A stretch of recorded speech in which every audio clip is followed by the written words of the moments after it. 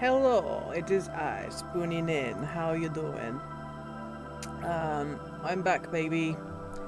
I'm back, and we're playing Vampire Therapist. Uh, I haven't gone for the full makeup today. Well, I have gone makeup, but not my usual vampire makeup, because I just couldn't be fucked to put on the white paint. If I'm going to be perfectly frank, that shit is annoying. So yeah, we're going to be playing Vampire Therapist today. It's the 5th session, the 5th appointment.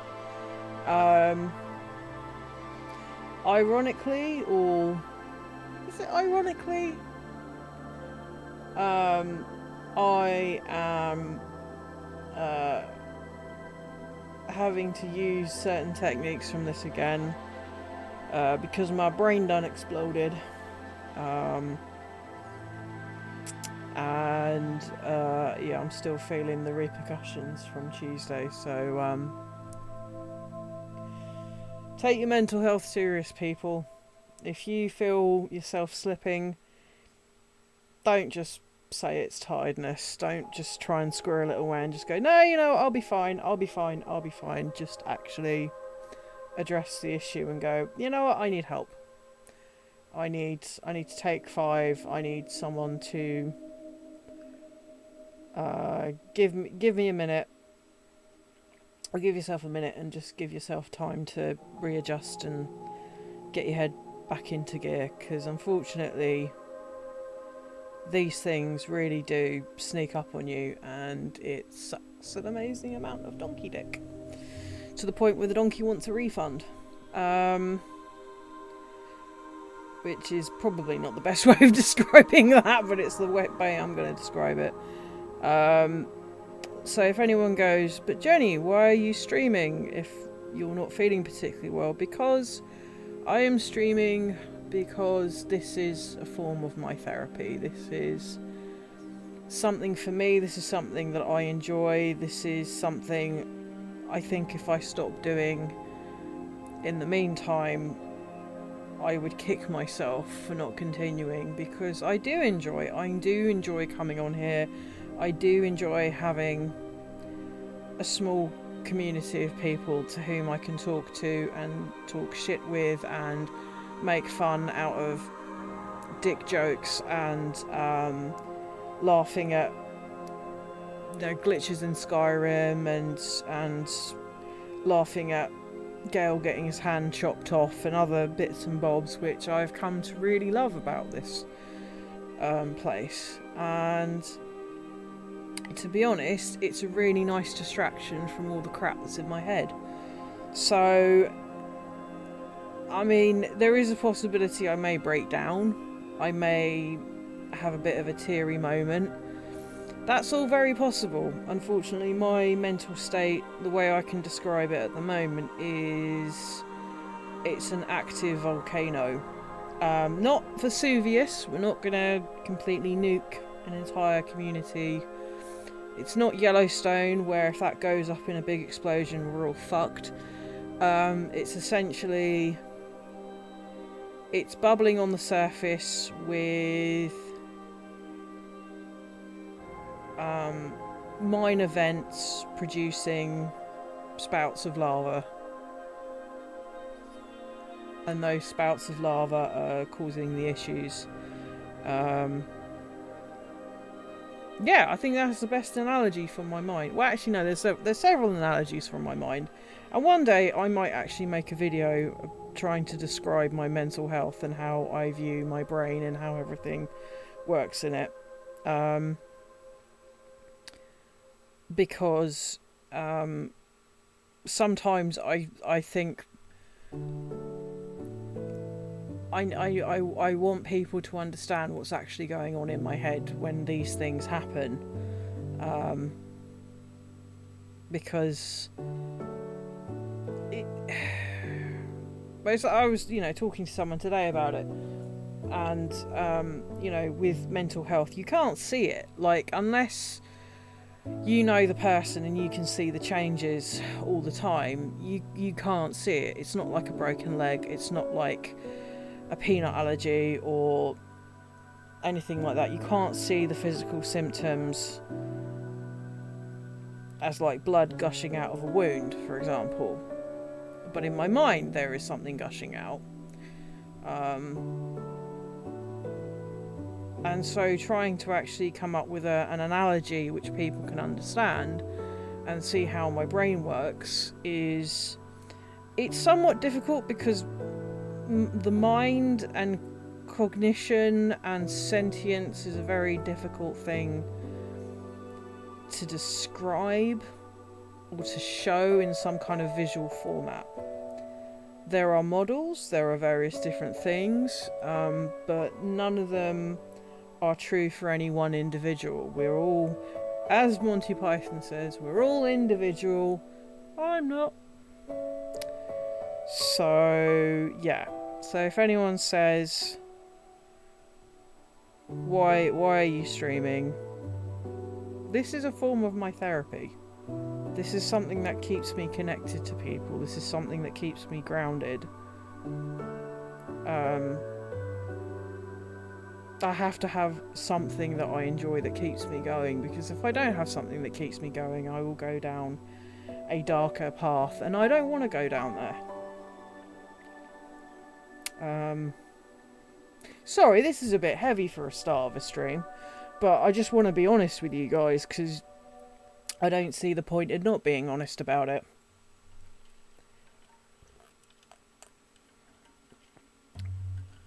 And there you go. There's, yeah.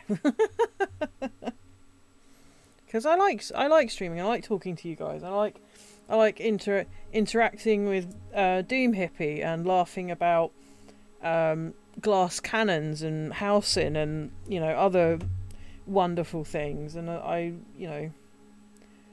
need that connection more than ever. Not to put it on you guys, because that sounds really shit. You are not responsible for my happiness, and I don't want you to think that at all, because that's really fucked up. What I'm saying is that you guys help me to keep that. Yeah, you help me to stay relatively more sane than I would be if I didn't have this. So there may come a point where I can't bring myself to do this, but at the moment I'd rather like to keep at it to keep me going. So there you go. But anyway, I'm trying to think of something good. Oh, J.K. Rowling and Elon Musk and Logan Paul and potentially Trump as well are all part of a lawsuit from the Algerian boxer who was misgendered and bullied online. So hopefully she wins and everything's a gooder, because that would be lovely, because quite frankly we need some good news in this world, and that's quite nice actually. I don't believe in transphobic bullshit at all. It's just a load of absolute bollocks, and the whole thing from the start to finish with that whole Olympics fiasco was just absolutely diabolical, from start to finish. And surprisingly, Joanne's been incredibly quiet since then. So, oh look, it's the consequences of your actions. What a fucking shame. And it's a real shame, because my friend's kid is getting really into Harry Potter at the moment, and it's kind of like bittersweet for me, because on one hand it's a really nice gateway into reading and to other fantasy genre, but on the other hand it's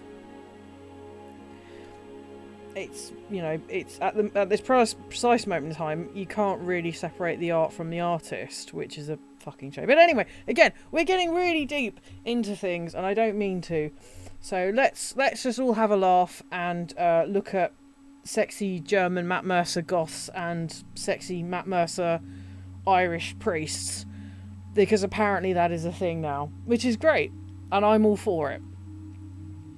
Hooray! Anyway, hi Doom Hippie. Hi Doom Hippie, how you doing? I hope you're well.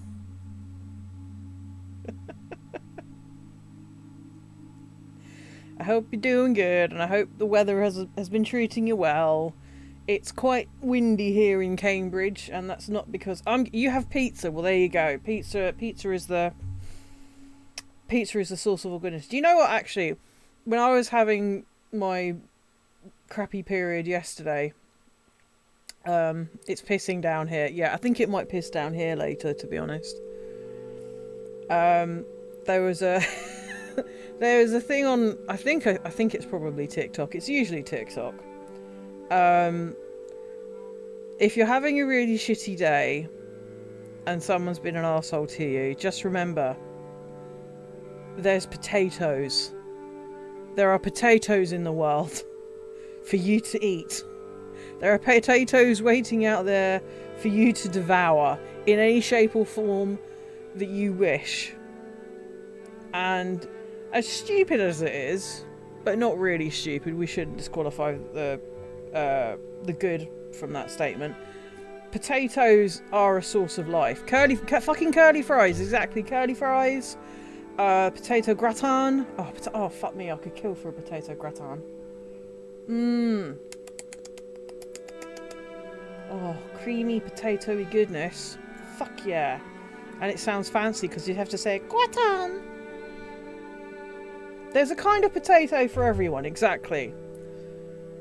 That's a very true statement. No truer statement is that. There's a kind of potato for everyone. Boil 'em, mash 'em, stick 'em in a stew. Yep, Samwise Gamgee that shit up. Boil 'em, mash 'em, stick 'em in a stew. Boil 'em, mash 'em, stick 'em in a stew. There you go. Honestly, trying to beatbox with fangs. Not the easiest thing, but we had a crack at it. Anyway, I'm going to stick me headphones on, and we're going to get back to some cognitive behavioural therapy stuff, which I will be seriously introducing myself to in the next week or so. Yes, I think I saw some of it on TikTok earlier. I think it was basically Solus going, "Fuck you guys, I had it all under control, you wankers," in Welsh. "Fuck you guys, I had it all under control, you wankers." "Fuck you, Varys. I'm sorry I blew up Bianca, but you were being a bit of a wanker. Also, Morrigan, what the fuck are you... Fuck you, boyos, exactly. What the fuck are you doing here, Morrigan? Is this about, what happened last time? Fuck off." I don't actually... Do you know what? I don't know what fuck off is in Welsh. I should really find out. I only know a few things in Welsh. Dim, which is no. Yeah, I think dim is dim? Or is dim slow? Or is Barrow no? I used to have a Welsh manager and he used to tell me these things. Oh, I'm not even going to try to pronounce that.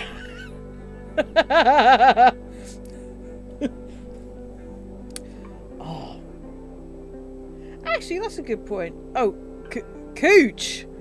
It's pronounced cooch. I'm liking Welsh even more now. I'd very much like a warm cooch.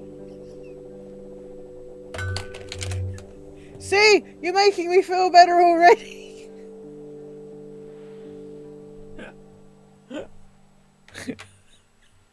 Oh my god. There we go. How do I center myself and bring myself back to me? Tell me penis vagina jokes, especially if it's in Welsh, or anything that sounds like a vagina in any other country or in any other language. That makes me so happy. Cooch, I'd love... Oh, Faris, I'd like a very large cooch if you don't mind. Right, anyway, I'm getting beside myself, so let's cut this shit off for a start. And we are going to switch over. Oh, I have something to hold on. Steady on now, steady on. Steady, steady, Doom Hippie, steady. Ooh, what's this? Okay. Let's have a look.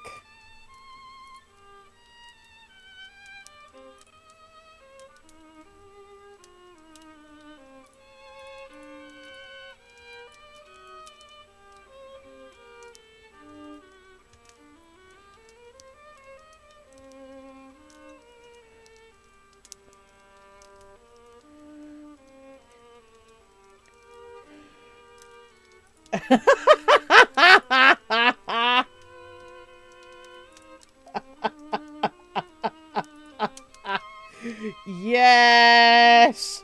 Well, I'm just going to pin that.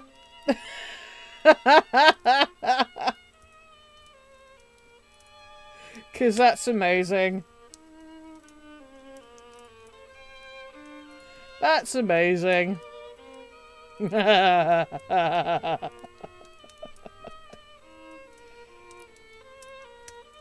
Anyway, let's actually, let's see if I can make Vampire Therapist a little bit louder.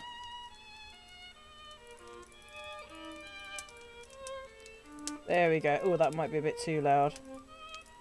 Just drop it down a little bit. There we go. If it's too loud, just let me know and we'll get to it. Okay, let's continue. Yes, that was the one. Let's go.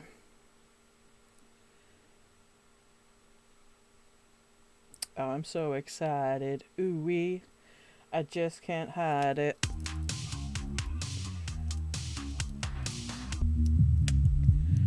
There he is, Samuel Walls, Vampire Therapist Extraordinaire. How are you feeling tonight? Oh, come on, Andy. I'm keeping my hat on, but that don't make me an ace therapist. No, but it does make you an ace attorney. No, but your progress with your clients does. I must confess, I think you are a more fitting therapist than I am. Your clients are quickly comfortable with you. I believe my clients are afraid of disappointing me. I mean, I guess I can see where that makes sense. I ain't too keen to disappoint you either. You always make that face. What face is this now? Never mind. I'm teasing you, Samuel. I understand. It can be difficult to relate to a 3,000-year-old being. But let us not spend our time talking about me. I am more curious about you. Actually, just a minute. Let me just see if I can make the sound a bit.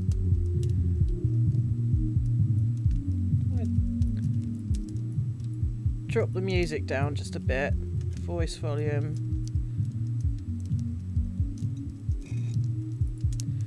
There we go. That might make a little bit of difference. I do like the music, but it does kind of overpower some scenes, so let's have a go. Let us start with some meditation, and we will see what arises for you. Oh boy. Remember your place of comfort, my friend, and remember to breathe. Life just ain't fair. There once was a man named John Muir. Maybe I should start a farm or something. Not Bella. Her blood tastes real fine. Wonder whether I can rent a horse. The bastards are unstoppable now. I deserve to be punished for what I've done. Ain't right they don't let dead folk vote. Wonder what's going on back home. Old Reinhardt doesn't try to teach me more German. Crimson's real cute when she scrunches her nose up. I've been a real bad boy. Wonder how Edmund's doing. Hey Charlie, how you doing? Are you feeling better, my friend?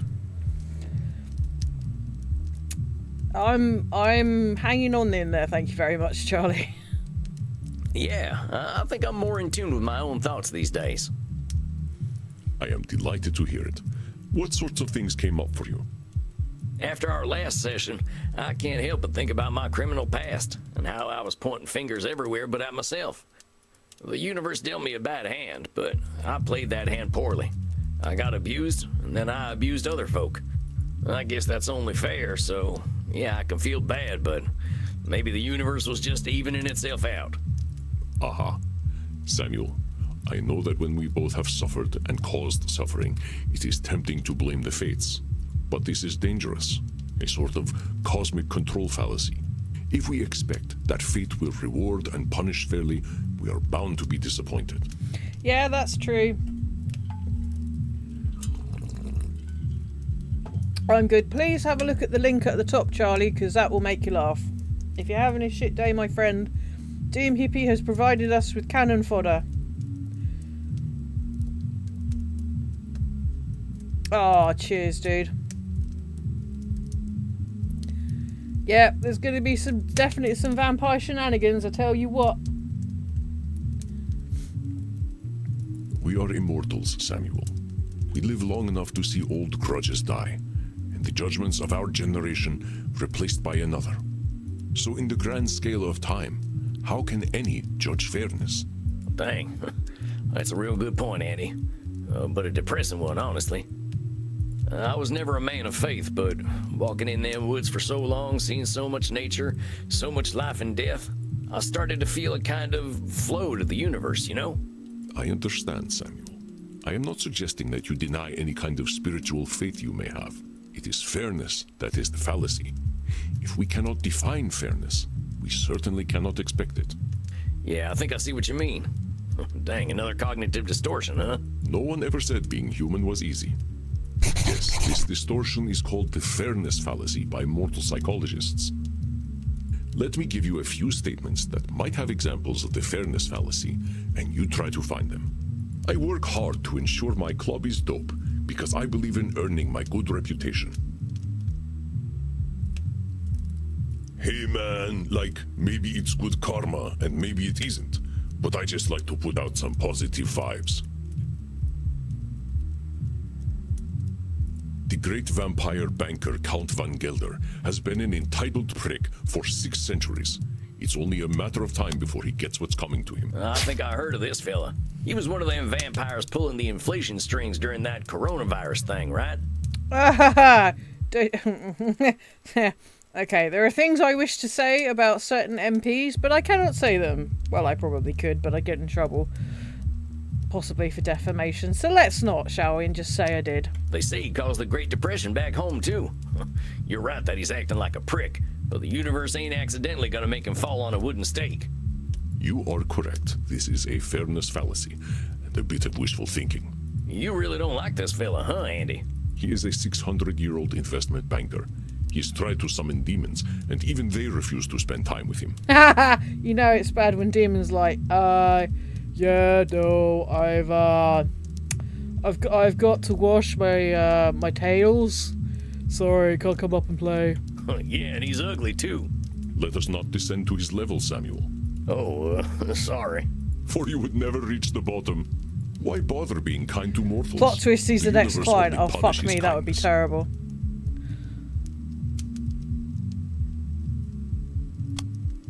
The universe punishes kindness? Well, that ain't nothing you can know, boss. Sounds like a fairness fallacy to me. Indeed, Samuel. It's the sort of thing a more nihilistic vampire might say, but such nihilism is not founded in objective reality. And nihilistic vampires are real downers at parties. At the last Blood Drinkers Ball, I ended up at the same table as Ayn Rand. I cannot imagine who decided to offer her immortality. Wow. That was my longest night in Wow. thousands of years. Topical, topical. But well spotted, Samuel. I got all the fairness fallacies right. Indeed you did, Samuel. You are most adept at tracking down cognitive distortions. I got a good tracking nose, I'll tell you that. I can't tell you the incredible things I learned just being in nature for so long. Yes, you speak quite highly of this time. This is where you discovered the concept of cognitive distortions, and you said something about a flow to the universe? Oh, yeah, that. I don't know, Andy. Something about seeing so much life and death and rebirth. I think it made me start to look at things differently. It sounds as though it was a spiritual experience for you, Samuel. I think it was too. My buddy John, he showed me the way. John Muir, you probably know who he is. Yes, of course, the American naturalist. He made the entire United States agree that its nature was beautiful and worth protecting. Oh, okay, so he was the Beatrix Potter of his time. Okay. That's John, all right. I used to call him Johnny Christ because of the way he could make you believe. He didn't like that too much, but he had a way of making people think differently. How did you meet? By the late 1800s, my hippie friends moved west. John, he was their hero. He walked and thought, and no modern comforts. We got along well. He liked that I never got tired. We usually walked in silence, appreciating nature. He'd draw, I'd write. Oh. I think it was the first man I fell in love with. I was still a young vampire then, not even a century old, thinking I was straight. Yay, Sam! Oh, I love you so much, man. Oh, confirmation. I love it. Most of us need a good 100 years before we are ready to open Pandora's underwear drawer. If I ever own an underwear shop, I want to call it Pandora's Underwear Drawer. Yeah, about that. When did you start exploring? How long did it take you to branch out? Oh, Samuel, death had little effect on my sexuality. I am from another era. Do you remember the 1970s? They were nothing compared to the 970s BC. The stories I could tell you. One night, my friend Heraclos and I snuck into this... I was just thinking about the time. I'm joking, Samuel. Such a thing is not for a therapist to share in a session. I just wanted to tease the American a little. Well, I think you're being real mean. Sorry. That's what I used to say to Princess when she was being naughty. I am honored to share the space in your mind occupied by your beloved horse. Are there any straight I've been vampires? wondering, are there older straight vampires out there? No. Sexual exclusivity of any sort seems incompatible with immortality. So, does that make all vampires pansexual disasters? I think it does. I think that may be it. There is a group of vampires out in Washington who claim to be straight, but they are not fooling anyone. Why are we so sexy anyway? Why are we such sexy beasts anyway, Andy? Seems even the mortals know what we're like. We are powerful, immortal beings. Our capacity to explore is something no mortal can dream of, as is our capacity to be bored. Dr. Drain might say that we have dopamine cravings that become harder to satisfy over time, and that might well be true. Wait, so the older we get, the hornier we get? Well, if you look at the statistics in old people's homes of sexually transmitted diseases, then yeah, actually, you know what? You might be right. You have an interesting future ahead of you, my friend. We'll make an international of you yet. Oh, that's my curiosity satisfied. But speaking of which, I was talking about John. I fell for him hard. He wasn't into me like that, though. I don't think his wife got much from him, neither. That man was married to Mother Nature. Aww. Oh, but he was good company. I helped him map the West by sharing what I'd seen at night. I offered him my blood, but he was offended at that. He valued death and pitied my immortality. He just liked things as they were. I wish I had met him. His mindset aligns with accepting things without judgment, as we explore in therapy. He was an incredible fella. When he told me, Sam, I'm gonna get Teddy Roosevelt to make a law protecting all this, I believed him. Before he died, he urged me never to forget the earth. But I got busy roaming and didn't notice the wilderness shrinking. My old gang tracked me down and drove me to you. If I can't help them see another way of living, they'll destroy this planet. How is a group of gangsters going to destroy the planet? Right. Well, the mystic bastards are doing more than robbing banks and holding up trains these days. They got organized. And now they're called Sanguinius Health.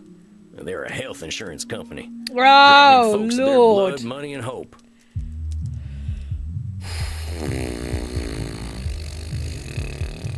Well, they're big now, too. Real big. Got friends in high places in the... I was not aware of this company. Well, they're good at keeping secrets. Even in the 1800s, we had a code language. They'd bring on the infinite dawn if it made them money. If I can't stop them, they surely will. This sounds serious, but remember to not let your fears distort your thoughts. When we foresee only a negative end to a complex situation, this is called catastrophizing, another extreme that colors our thinking. Oh, I know everything about catastrophizing. Meaning, maybe things are rough, but I can't see every angle, right? Yep. Yes, exactly. This is not to say your worries are overblown, but being able to imagine varied futures is useful in our decision making. Let me give you an exercise so you can identify catastrophizing. Okay. I always make sure I keep my coffin key with me when I go to sleep. It would be embarrassing to be trapped in my coffin. I sent my friend Bazul the Bloodborne a funny cat video, but he left it on red. He is surely plotting my demise. That sounds like a pretty strong assumption to make. Maybe Bazul the Hey, Bloodborne found was at busy least doing a puzzle. one of each or cognitive knitting a cape or distortion. something. Hey, we got another achievement.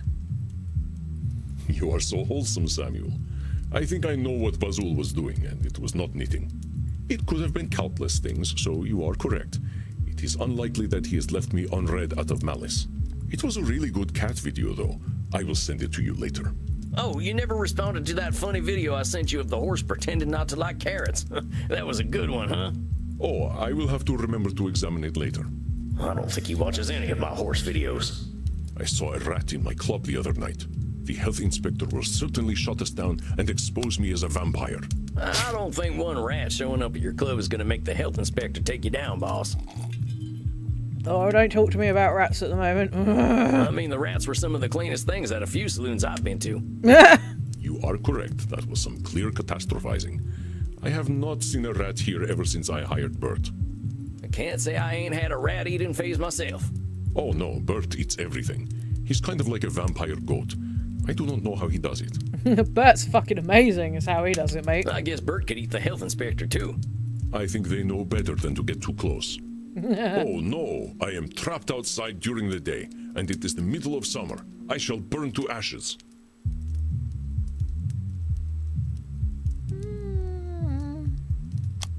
Oh, it ain't like that, boss. How long have you been a vampire, Samuel? 220 years. Do not stand in the sun, Samuel. Yes, sir. When I DJ downstairs, I must ensure that I do not wait too long to drop the beat, or my patrons will think I am a terrible... I don't know, boss. I don't think anyone's gonna get all that worked up about dropping a beat. That's gotta be catastrophizing. You are correct, Samuel. I am sure they will forgive me. Though, I do not let the beat drop too late or too early, but precisely when I mean to. He's a wizard. All right there, Gandalf. Nice Gandalf reference. I love it. Who is Gandalf? Never mind.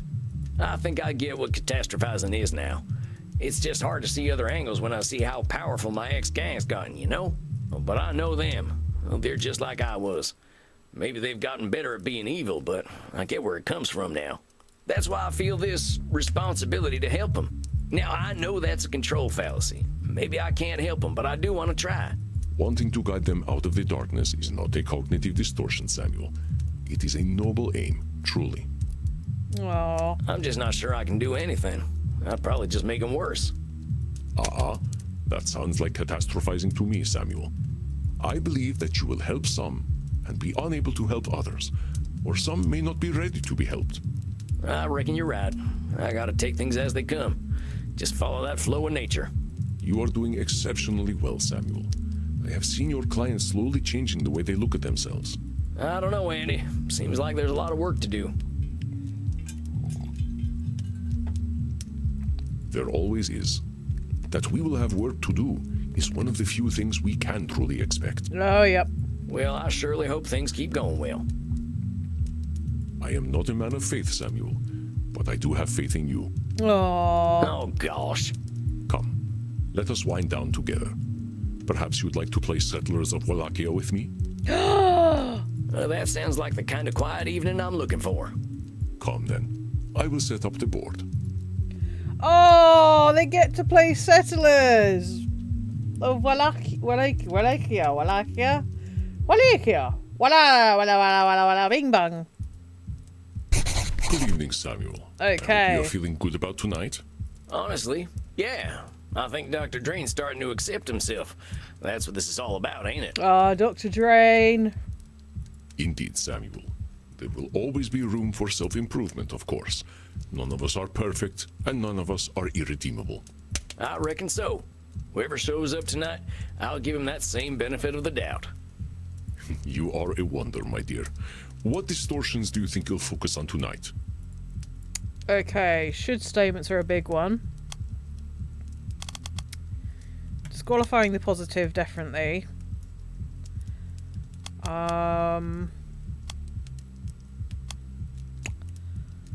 Catastrophizing definitely sort of seems his bag.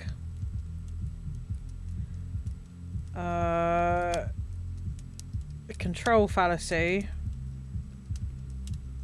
And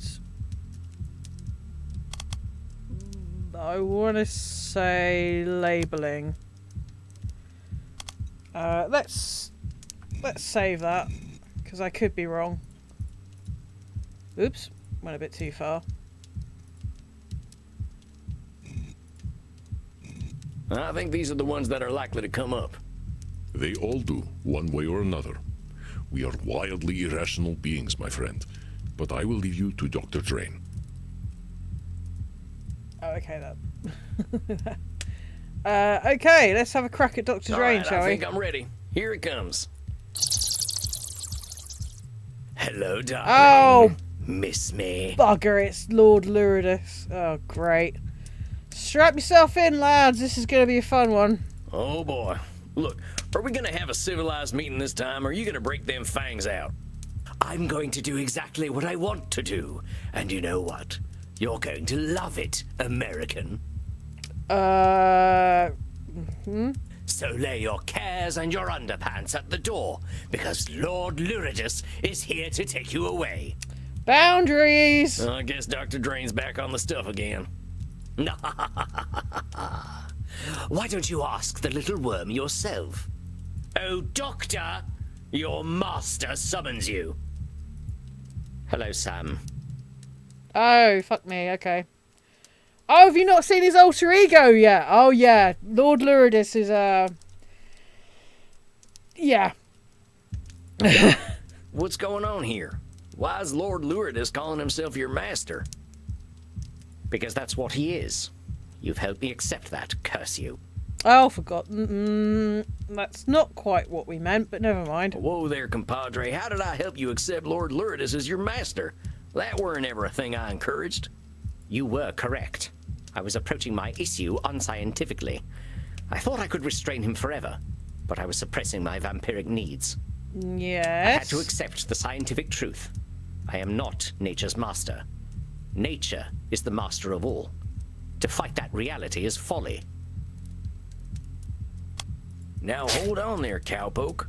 That's some extreme thinking there. I'm no scientist, but ain't finding nature as natural as nature itself? You're just babbling now. I ain't. Isn't fighting nature where we all come from? Why we walked out of the sea in the first place? Why anything lives? Evolution is the inevitable result of a species' fight for survival. Those best adapted to their environments thrive, and those who do not, die. It is not done with intent. Oh, I don't know about that. Yeah, but them species are fighting nature, ain't they? And the fighting's what makes them what they are. A simplistic interpretation, though I suppose not inaccurate. But still, I realized that I was suppressing a great part of myself. I did as you instructed, you know. I drank blood. Real blood. And it was incredible. I had forgotten how it was not just the taste that made one feel satisfied. It's the feeling of life that it infuses in the body. I felt strong, confident, above the petty worries and squabbles that come with mortality. Uh-huh. I felt like a vampire, like the base creature that I truly am. What choice had I but to welcome the truth? I am a slave to my nature.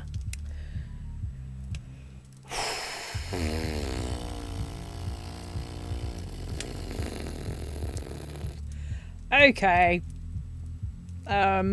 Not that. No. So you see, I am his master. I always have been, and I always will be.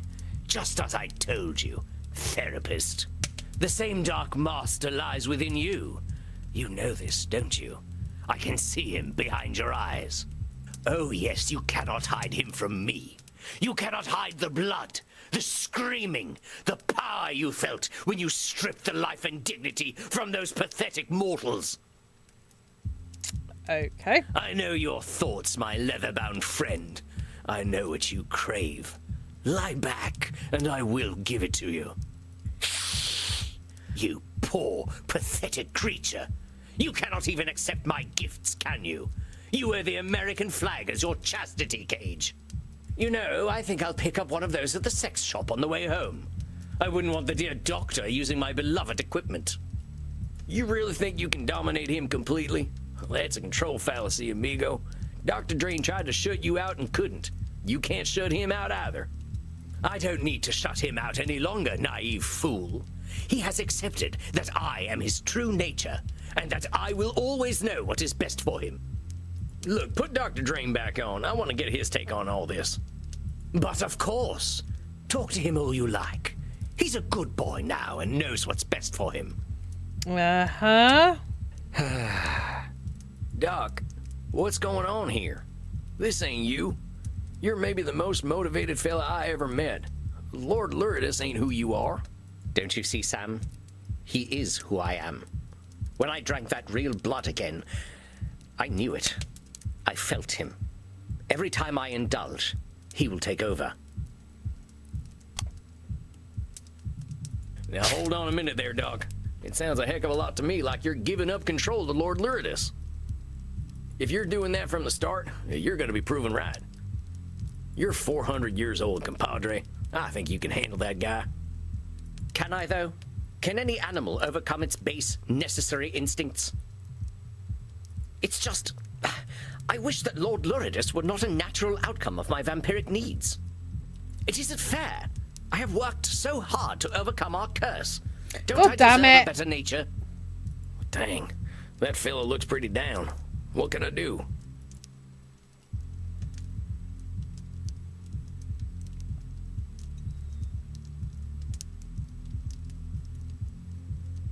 Alright, I'm just gonna save.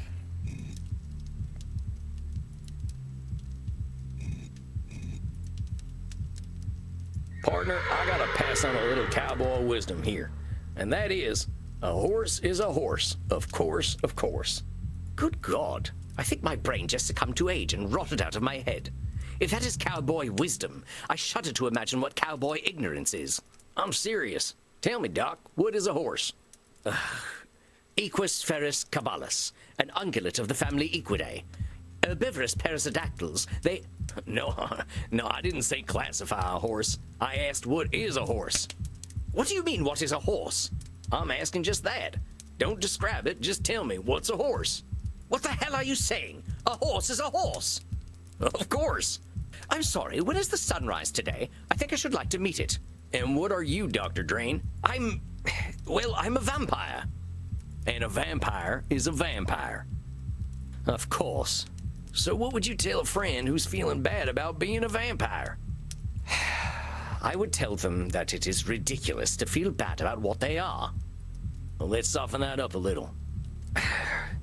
I would tell them there is no reason to feel bad about what they are. So why don't you tell yourself that? Oh, he's got him there. You all right there, partner? Just give me a moment. Dr. Drain, there is no reason to feel bad about what you are. Yeehaw! Now that's what I'm talking about. Oh, you said yeehaw. Please tell me you did not just yee-haw during my breakthrough. I couldn't help it. I'm proud of you, buckaroo. Oh, yes. Dr. Drain should be very proud of who he is. Oh my god. You forget, my little gun fetishist friend. I am Dr. Drain. I am the truest part of him. Are you though? And you have no idea what depravities I've been up to. What uncharted places I have explored with my tongue alone. And I'm sure you had a good time with that, as long as it's with consent. And it's all Dr. Drain's fault. He made me feral.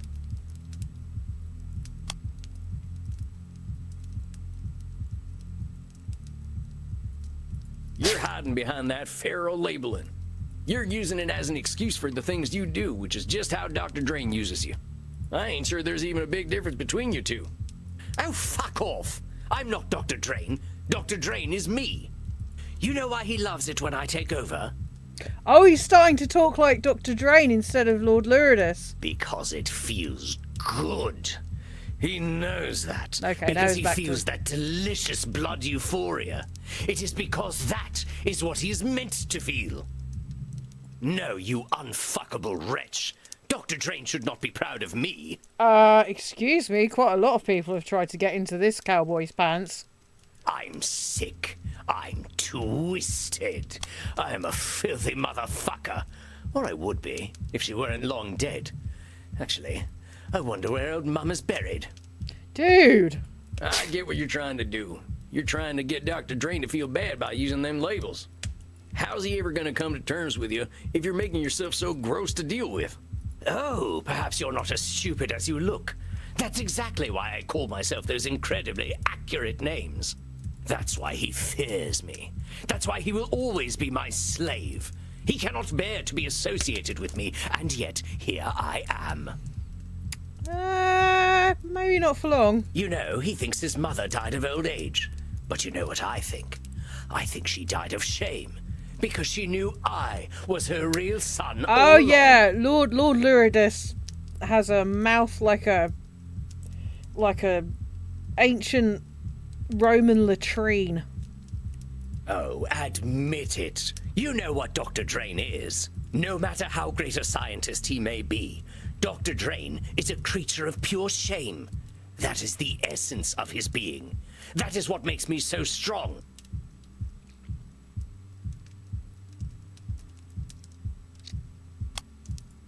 No, I Lord don't. Luridus believes there is nothing redeemable in Dr. Drain. No matter how great a... I ain't gonna deny our man Dr. Drain is feeling a lot of shame, but that don't define him. He's lots of things.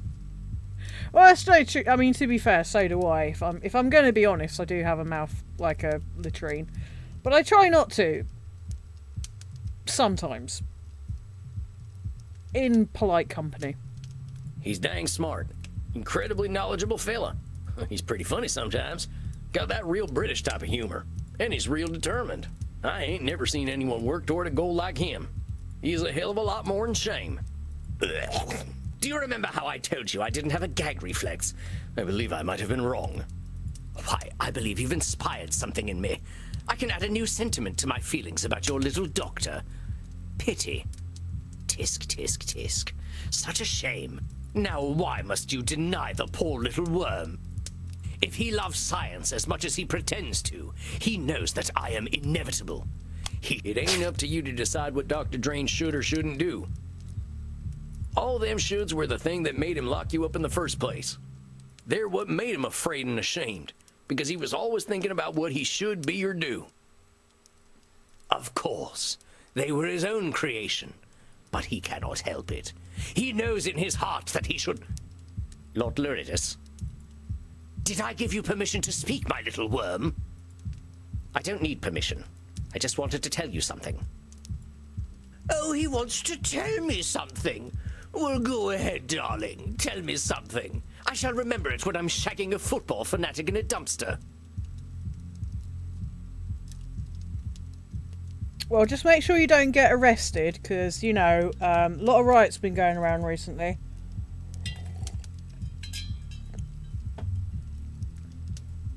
I accept you. Oh! Oh my god, real progress! What do you mean you accept me? You cannot accept me. I am your nightmare made flesh. I am the reflection in the mirror you cannot see. Nevertheless, I accept you. I accept your bloodlust. I accept your violence. Holy shit, this is a breakthrough. You accept my cock. Yes, I accept even that. I will not deny you any longer. But as you are me, I am you. I take responsibility for all your actions. I shall feed you and nourish you, and you shall live by the Hippocratic oath I have sworn. Dare you to try, you sniveling... No, I do not need to try. You and I are one. I know you. I accept you. Fucking hell. And I love you all the same. Holy shit. Curse you. Curse you both. You sicken me. You do not sicken me. I accept you. No. I accept you. Oh my god, this is like a Goodwill Hunting scene. It's not your fault. No!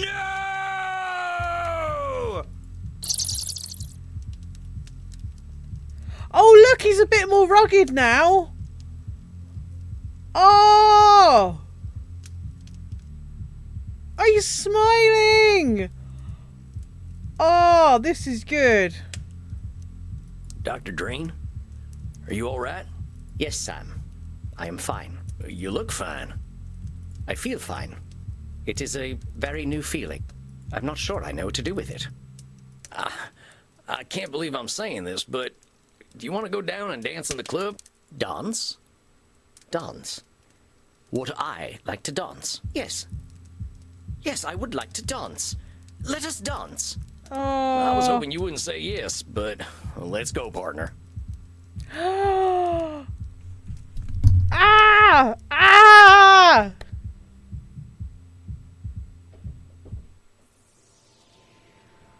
Come on, Sam. Let us cut rugs. Ah! This is so cool. I ain't much of a dancer. Neither am I, but dancing is what I feel like doing. I guess we're dancing then. Now what the hell am I looking at? You got Bert to you be laugh. nice. I guess that explains why Sam doesn't dance. I love this one. Crimson, most dear, have you seen Samuel? I usually check in with him after a session, but he has Check it out, Sugar Blood. What is he doing? I think he's goth square dancing. Goth square dancing. That is fucking awesome. So he is. We should not laugh. Now circle right and do-si-do. But then again, that is a should statement.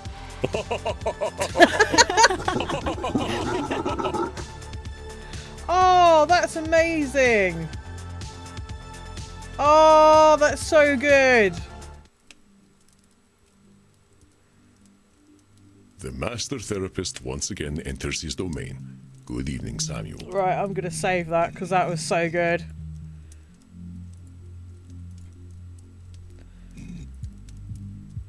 Yay! So, Dr. Drain, aka Mr. Drain, Dr. Drain, I can't even remember what his actual first name is. Actually, let's have a look. What's it? Does he actually have a first name? No, he's just Doctor.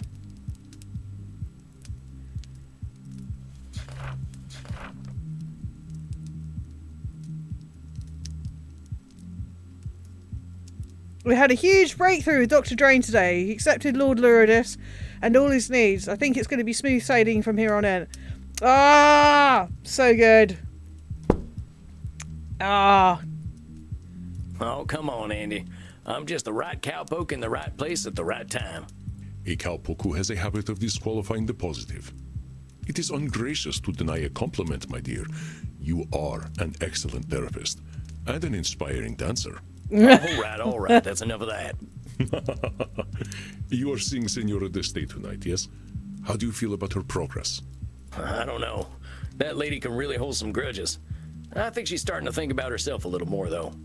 An ancient grudge is a difficult thing to forget. It can become a part of one's very identity. Vlad Tepes only became Dracula because he was obsessed with the Turks, remember? And also because he was a fuck-mothering vampire. Yeah, I don't think the Senora's that far gone.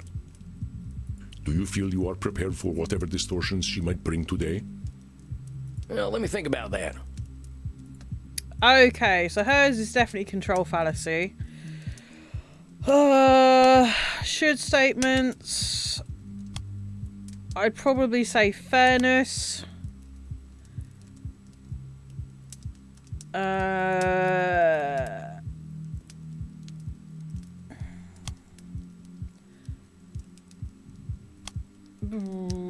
She was a bit always.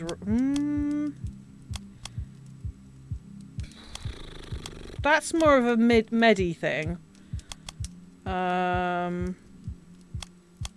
Blaming, labeling. Alright, tell you what, let's save. And then we'll see where we are with it. All right, filled my chamber. I'm ready to go. Ugh. I don't remember people being like this about crossbows.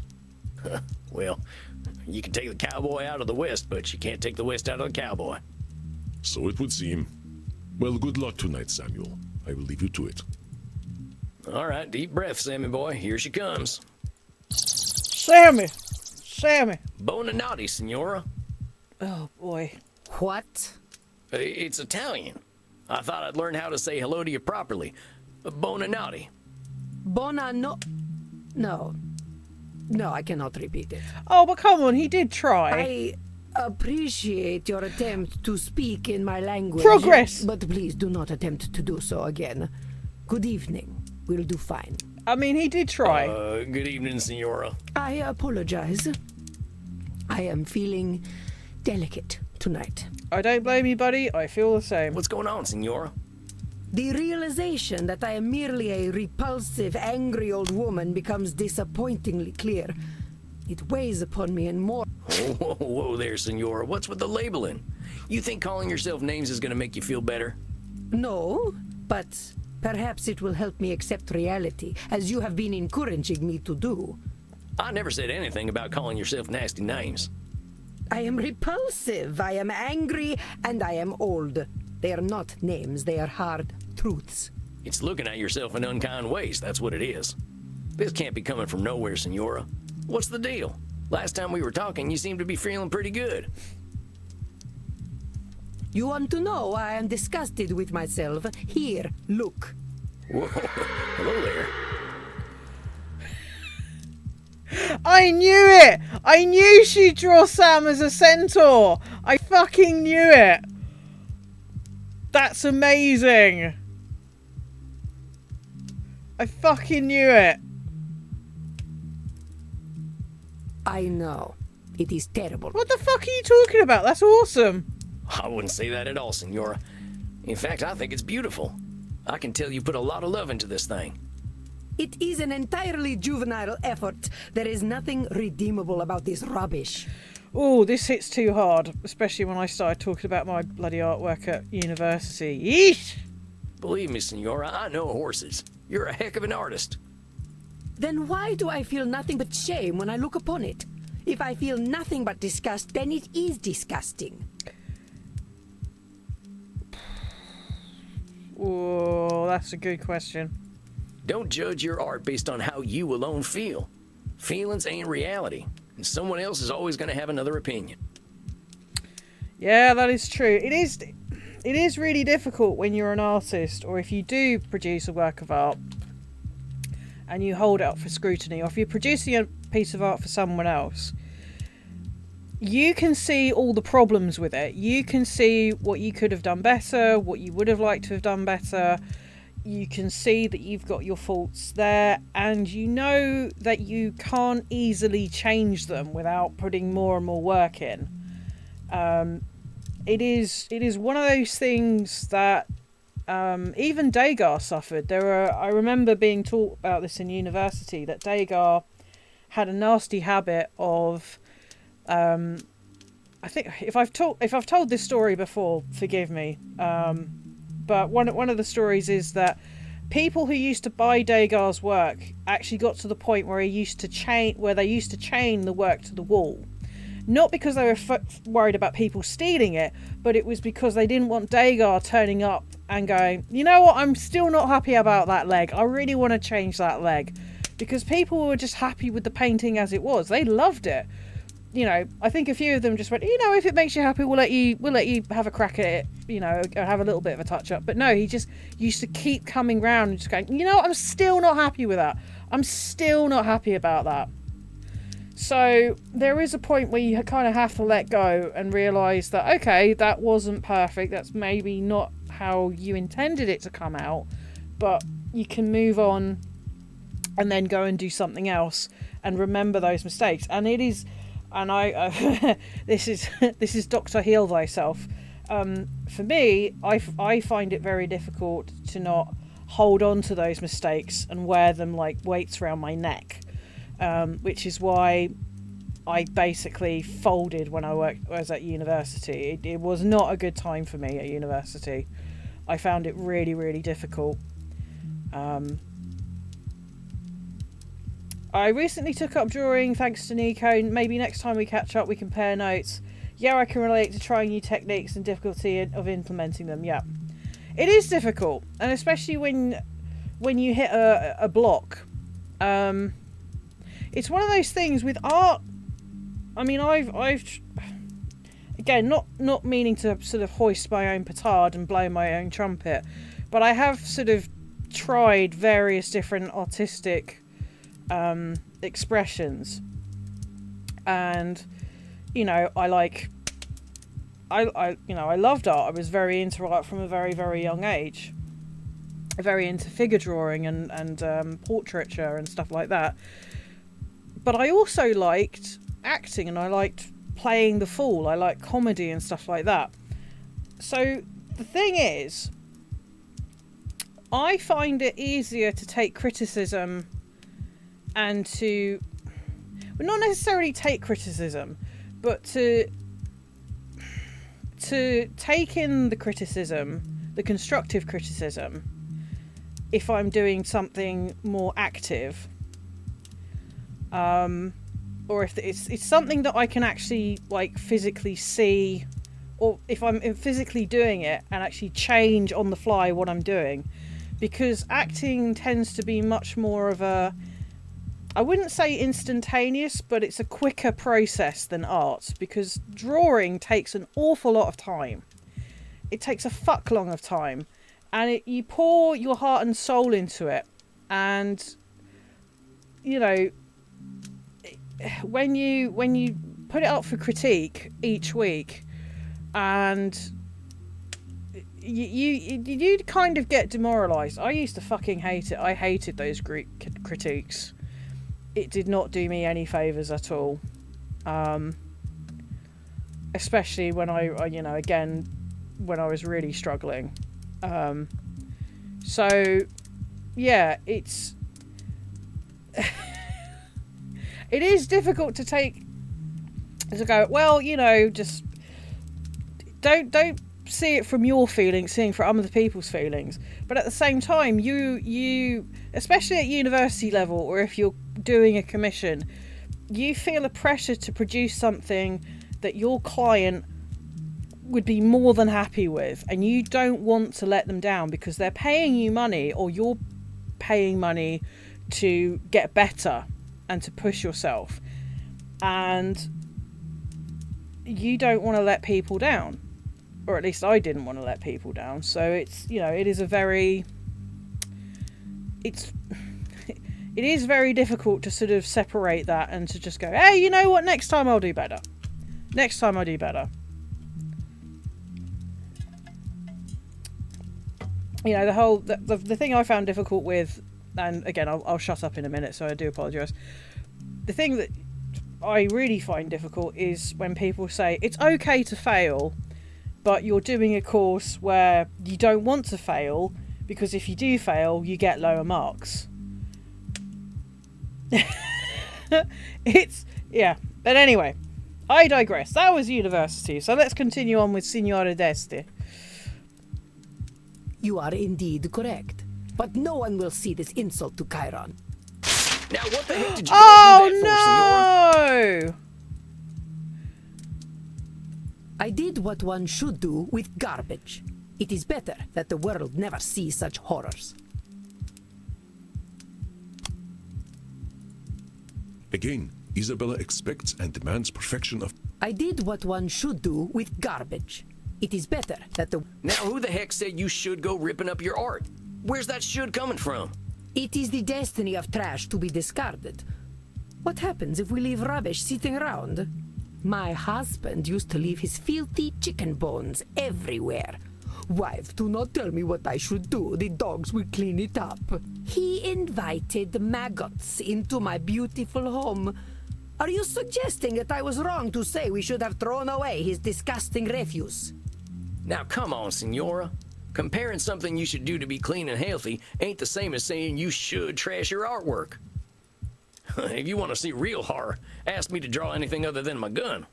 I mean, what are you really looking for here, Senora? You looking to bring this fella to life with your brush? You think if you don't produce something completely perfect, it's garbage? This is too real. Yes. I apply the same standards to myself as I do to everyone else. Leonardo da Vinci once painted an illustration of my city of Mantua for me. It was beautiful.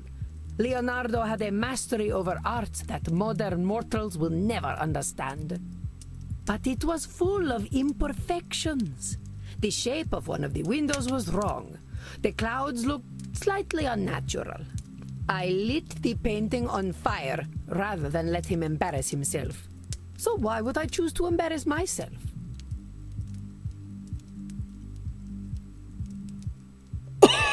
Oh, bitch! You lit a Leonardo da Vinci on fire? I lit rubbish on fire. Da Vinci painted it, but it was still rubbish. Fuck a duck. Dang, that fella must have been terrified of you.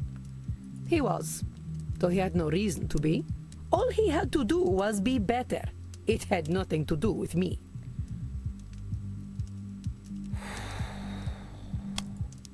Isabella's moods have consequences, though she is loath to admit He blame was. me. Senora, with all due respect, are you kidding me? That fella was afraid of you, not a failure. What would have happened if you hadn't lit his painting on fire? Then he would have been ashamed of a terrible piece of art. Senora, this need for perfection you've got, it ain't doing good things for you. How can you say this? By demanding perfection, I improve the work of others. I improve the work of myself. Well, maybe that's true, but you're doing something less useful. And what is that? Senora, your standards are way too high. There ain't no way anyone can reach them. So you keep saying. But there is nothing wrong with setting a high standard. The problem is the low standards of others. It is shameful to not strive for greatness. I will not tolerate your setting low standards. You will not disgrace my presence with shallow thoughts. Am I understood? Yes, ma'am. No, wait, I meant to say... Senora, I gotta be honest here. You're terrifying everyone. You're terrifying your artists, your family, even yourself. Failure's a part of life. If imperfection's a mortal sin to you, ain't nobody gonna let you in on their imperfections. Not you, not your husband, and not your son neither. How dare you? How dare you lecture me? Wow! Hey, good looking. How dare you suggest that I was anything less than the perfect mother to my Federico? You worm! Ho sputato sulla tomba di tua madre. Vi maledico alle vele più. Federico loved me. He knew that I knew what was best for him. Pull out your cognitive distortions now and I will tear your head from your neck. I ain't never said Federico didn't love you. All I was saying was... Zitto! Shut up, fool! You presume to tell me what I know. You, a common murderer! You who can barely speak your own language! I demanded perfection from my Federico so that he would not end up like his father, a degenerate leper whose penis hung by a thread of putrescent skin! Well, that's a mental image. I do not tolerate imperfection! Not from myself, not from this world, and not from my son! You know what, Senora? If you want to have that kind of control, you're gonna have it all by your lonesome. I'm trying to help you, and you're screaming at me. Why? Because you can't stand being wrong? If I'm too scared to talk to you, what the hell are we doing here? What do you want me to do, lie to you? I ain't gonna do that, Isabella d'Este. If you're looking for perfection, you're only gonna find liars, and that ain't me.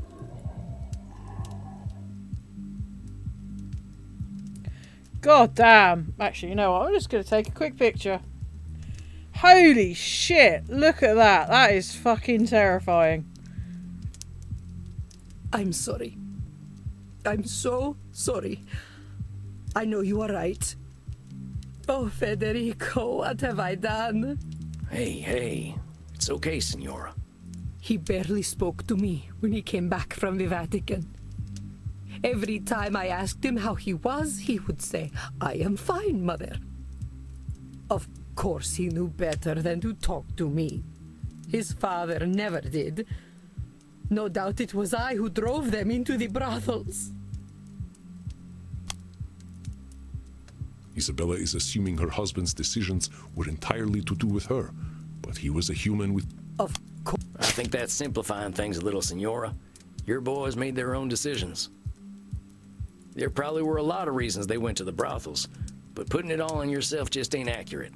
You couldn't read their minds or control their behaviors. Perhaps not. But I am certain their whores did not criticize them as I did. I was only trying to make them demand better of themselves. Why did the world punish me for this? Signora, you weren't being punished. The world doesn't give out rewards and punishments on its own, no matter what we're intending. And it definitely ain't singling you out. Of course. The world does not care for Isabella d'Este. Good intentions count for nothing. Now come on.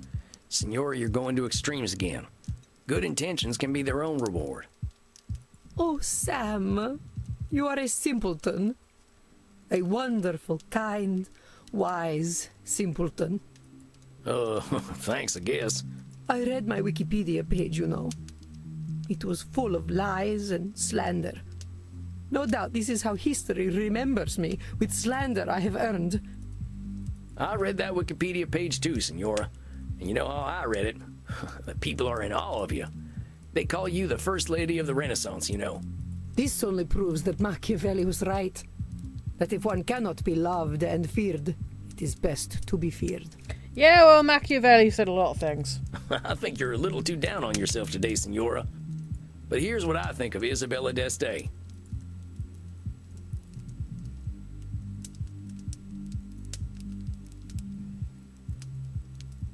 You know what? You come off as pretty harsh. I think we can agree on that. But you're a caring person. You want the best for the people you care about, no matter how hard it is on you. You literally gave your life to care for your family. No one has ever called me a caring person before. Am I wrong? Going through death for family seems like you care a lot. A little too much, perhaps. I ain't gonna disagree with you there. You are so dang smart, Signora. I don't think people these days get an education like yours, and you took it seriously. You know about art, music, philosophy, religion. Of course, I know much about physics, biology, and mathematics as well. Do not think me simply a woman of the arts. See what I mean? I'm only 200-some years old, and I think it's gonna take me another 200 to know half the stuff you know. You should be proud, Signora. You're ambitious as hell. From what you told me, it sounds like being a woman in your time wasn't an easy thing, but you proved you were capable of anything, and people had to respect that. Hell, you even ran your own city. You're gutsier than any man I've ever known. I am not sure I like this gutsy Hey, word Clash, very how you much, doing, buddy? But We're having... suppose I did well for my time. This seems to be the breakthrough session. So a lot of our clients and a lot of our vampire clients are having lots of big revelations at the moment. And we just had a very scary Isabella d'Este almost rip our goddamn heads off. Signora, you did well for any time, believe me. Pardon me for saying so, but I see why people were falling over themselves to paint you. You got grace and style such like I ain't never seen back home, not even at a fancy cotillion. We also Those got to ladies see would Sam probably kill to dance, have which your was fashion amazing. sense. Well, thank you for saying so, Sam. It is gratifying to know that my eye for fashion is noted. I certainly know how to wear a hat. You goddamn right you do, woman. Well, that thing looks great on you. I doubt I could wear it half as well. That is certainly true. You have been so kind to me. Kinder than I have been to you. You deserve kindness, and you deserve to give yourself some kindness too. No one has ever spoken to me the way you do. I suppose I never allowed them to. Sam, I know I am old. I know I am difficult, but Would you ever consider a woman such as I? Senora, I'm here to help you on your personal journey. Let's not complicate that. Of course.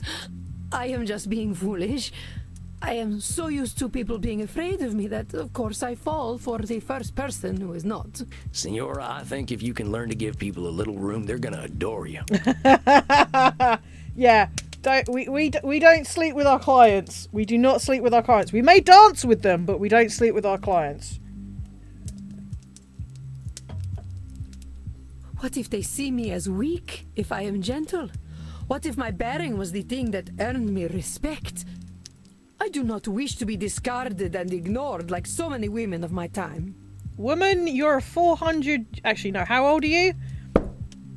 You're a 550-year-old vampire. I'm fairly sure if someone decides to ghost you, you could just rip their head off. I'm not saying you gotta be meek, Senora. I reckon that ain't in your nature. I'm just saying to start with compassion. People are doing their best out there, and they deserve your understanding when they ain't perfect. Same goes for you. Don't go ripping up your art because it ain't perfect. Nobody's expecting that from you or anyone, not even Da Vinci. Yes, I suppose I must resign to the truth. I am powerless. Now don't go running in the opposite direction, Senora. That ambition comes from you. Not everyone's got it. So, keep striving to be better, just give yourself a little compassion when you don't meet those super high standards you got. And there ain't nothing wrong with holding other people to a high standard neither. We ain't gonna be gods, but it's good to have ideals. I believe you are wiser than I, Sam Walls. It is most humbling. A slow horse who can still get his carrots is quicker than the ones who run past him. And then you say something like that, and I am no longer quite so humbled. Don't be humbled by me, Senora. I'm a simple man, just a more honest one these days. Look, let's remember what brought you in here in the first place. You saw that Space Wars movie and all its problems, right? I want to give you a challenge. I want you to find a piece of art to like. Anything. A painting, some music, a movie, heck, even a video game. And you enjoy that thing for what it is, not hate it for what it isn't. Video games are not art. Oh, bitch! Do not get me started. Do you know that, Senora? I bet there's lots of video games with redeeming value. One of my clients plays a whole bunch of them. I reckon she'd quite like Assassin's Creed 2 with Ezio. I got a feeling she'd really like that. I do not think they are for me. Well, fair enough. Just find something, and we can talk about it next time. You can use the internet. I hear it's full of lists of things people like. Very well. I will do this then. Sam, thank you for being so kind to me. Well, I'll thank you to join me in being kind to you, okay, Senora? I'll see you in a few weeks. Yeah, show AC Odyssey to Andy too. Yeah, Andy would fucking love that. Hang on, is there a cow... No, there isn't a cowboy one. There isn't a western one. Well, I suppose there's Assassin's Creed 3. That... And 300, yeah. Ooh, 300. Woo! Hello! I still don't understand the obsession with nipples. Red Dead... Yeah, actually, no, he'd like Red Dead Redemption. That's very true. Yes. Well then. Goodbye, Sam. Adios, Senora. Well, well. A confession of love from the First Lady of the Renaissance. Oh, shucks, she ain't in love with me. I know, I am teasing. But I am impressed, Samuel. You warmed her dead heart. And you didn't get your head ripped off. It was touch and go there for a bit. I thought she really was gonna rip my head off. But you were not afraid, as she said. They make strong men in the American West. The fuck yeah, they Tough do. living will do that to you, sure enough. Then let us relax. I hear you were dancing the other night. Oh, nuts. Do not be embarrassed, Samuel, but let us go downstairs. The night is still young and there's much to celebrate. All right, Andy. I think I'm game for a little R&R. Okay, can we get some sexy Matt Merton-ness going on here? Come on now. Don't be shy. Give it a try.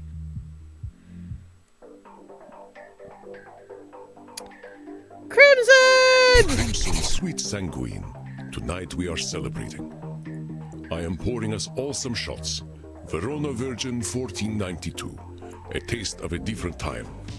You know I don't like drinking anything but fresh, Andy. I know, dearest. This is a rare occasion. Samuel here was able to help a 500-year-old let go of her anger. So let us toast her age. Fuck yeah. To the Renaissance. Ugh, that tastes like dirt. Ugh, I think mine had a clot in it. Ugh! It's not very good, is it? Oh well. Then let us instead toast leaving the past where it belongs. I think I've had my fill of the past tonight already. I've got a better idea. Oh! Is that so? Of course, my dearest. I am delighted for you to share yourself. I'd like a little privacy. Come on, cowboy. To the king. We get to bite Crimson! Oh, well, all right then. Smile, Samuel. You have the favor of a very special woman.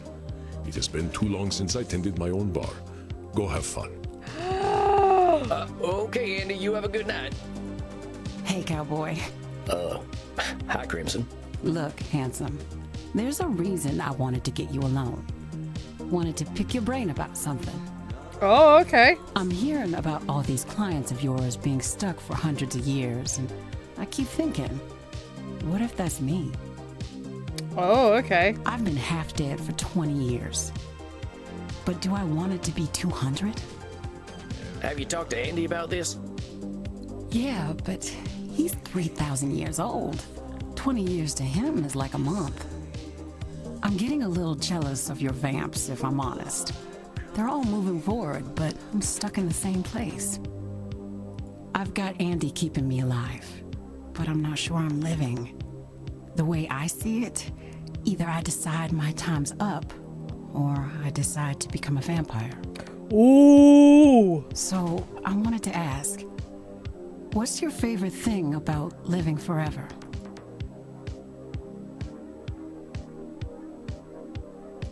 I like the night.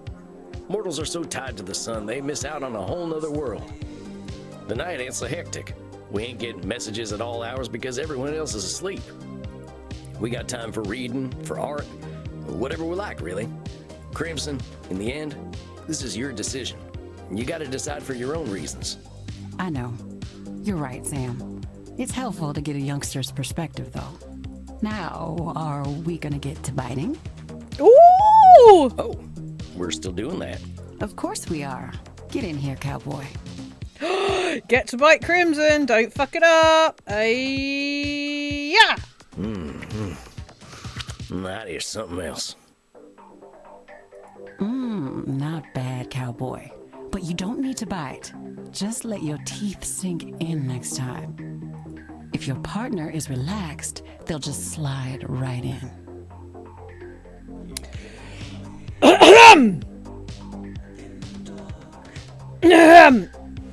Yep, that's very true. Yep.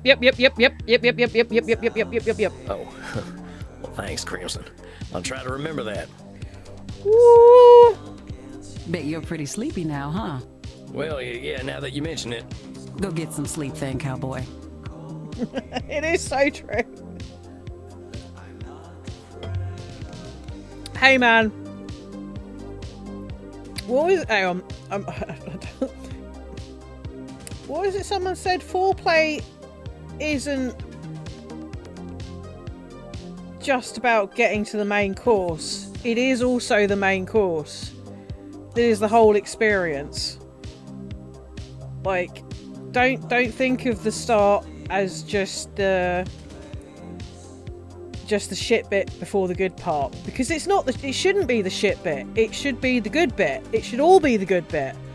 It's about having fun at the end of the day and doing things that everyone likes together, and getting to a point where, well, maybe not getting to the point, but if it goes further than whatever it is you're doing in Act 1, if you wish, then, awesome.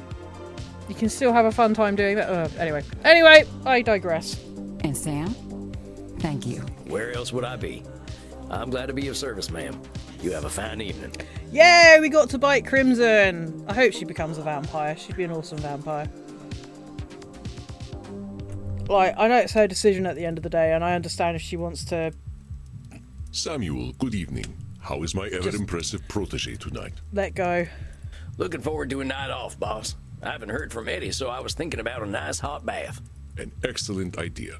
A little self-care goes a long way. I do have bubble bath if you would like to borrow some. Bubble bath, yeah. Andromachos the Mighty uses bubble bath, huh? I wouldn't have guessed. There is only one type of human who does not like bubbles. Liars? Well, I was going to say werewolves, but I suppose it is the bath part they dislike, not the bubbles. Oh, well, I ain't no liar, so I'd love some bubble bath. In fact, well, tarnation, I guess the bubble bath is postponed. Are you ready to handle Edmund's distortions? It sounds as though they will be intense. Well, let me think real quick. Okay,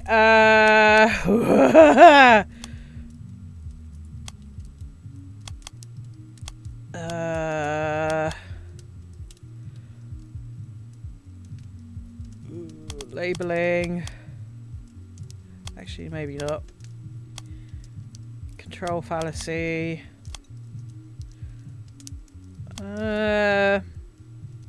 Maybe fairness fallacy.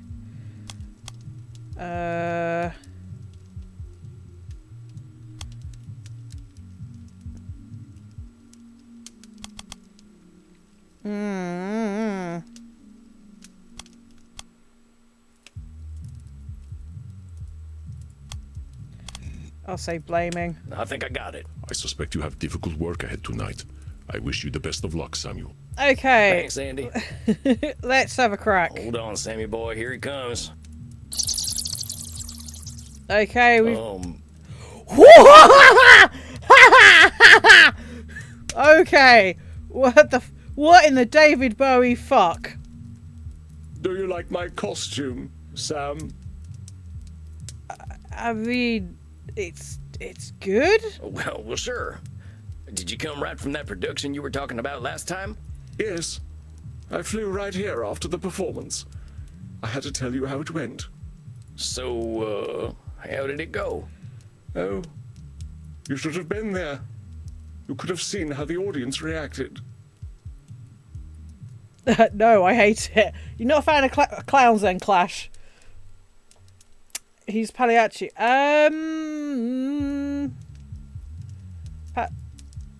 Pagliacci, sorry, Pagliacci. I can't remember what he was supposed to be.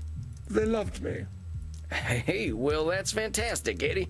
I was a little worried when I heard you coming. I wasn't expecting you tonight. But why would you worry? You knew who I was. The great Edmund Keane. Of course the audience would love me. Clowns are fine, okay. Oh, my dear boy. How they did laugh at the great clown Piero. Are you supposed to be Piero? But I guess that his design is based off Pagliacci. Well, that's amazing, Eddie. Gave that Grimaldi fellow a run for his money, huh? Grimaldi would have never achieved as many laughs as I clearly earned. You don't sound too happy about it, Eddie. Piero is supposed to be a tragic clown. But it doesn't look good laughed. on Eddie. Yeah, it doesn't look good on Eddie. Eddie kind of looks like a Doctor Who villain from the 1980s.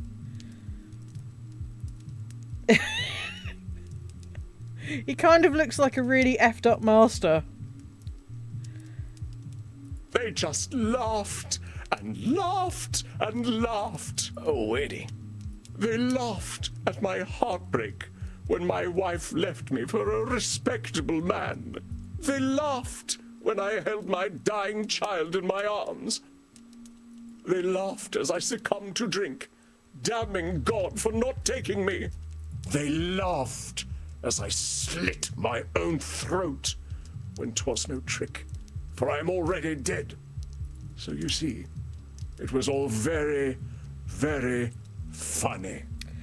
Oh dear. Eddie, I'm so sorry. That reaction sounds horrifying. No, but of course it wasn't. I believe this role was made for me. It was made so that people could laugh at me. So laugh, my dear boy. Laugh.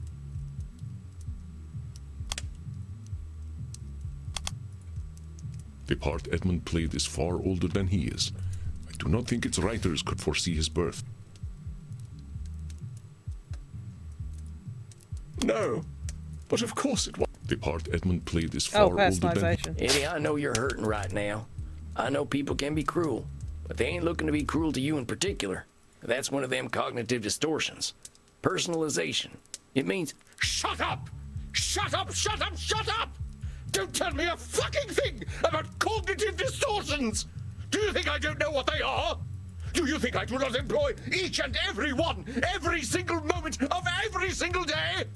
I am a professional liar, but no lie is so carefully constructed as that of Edmund Kean. Oh dear, he's falling You apart. told me to deal with reality as it is. So be it. This is Edmund Kean, a minstrel, a jester, a fool, a clown. A clown whose greatest joke is to pretend for even a moment that he is not one. But you see, my dear boy, all that is impressive about Edmund Kean is just illusion. It has always been an illusion. That is what the stage is. But it is my life as well. Go ahead and ask me, therapist. Ask me, who is Edmund Kean? Nay, do not ask. I will tell you. Edmund Kean is nothing. There is no Edmund Kean. I have never met the man, or even the boy. I have known Shylock, Richard III, Hamlet, Lear, Othello, but people loved all of those characters. Wherefore would they love Edmund?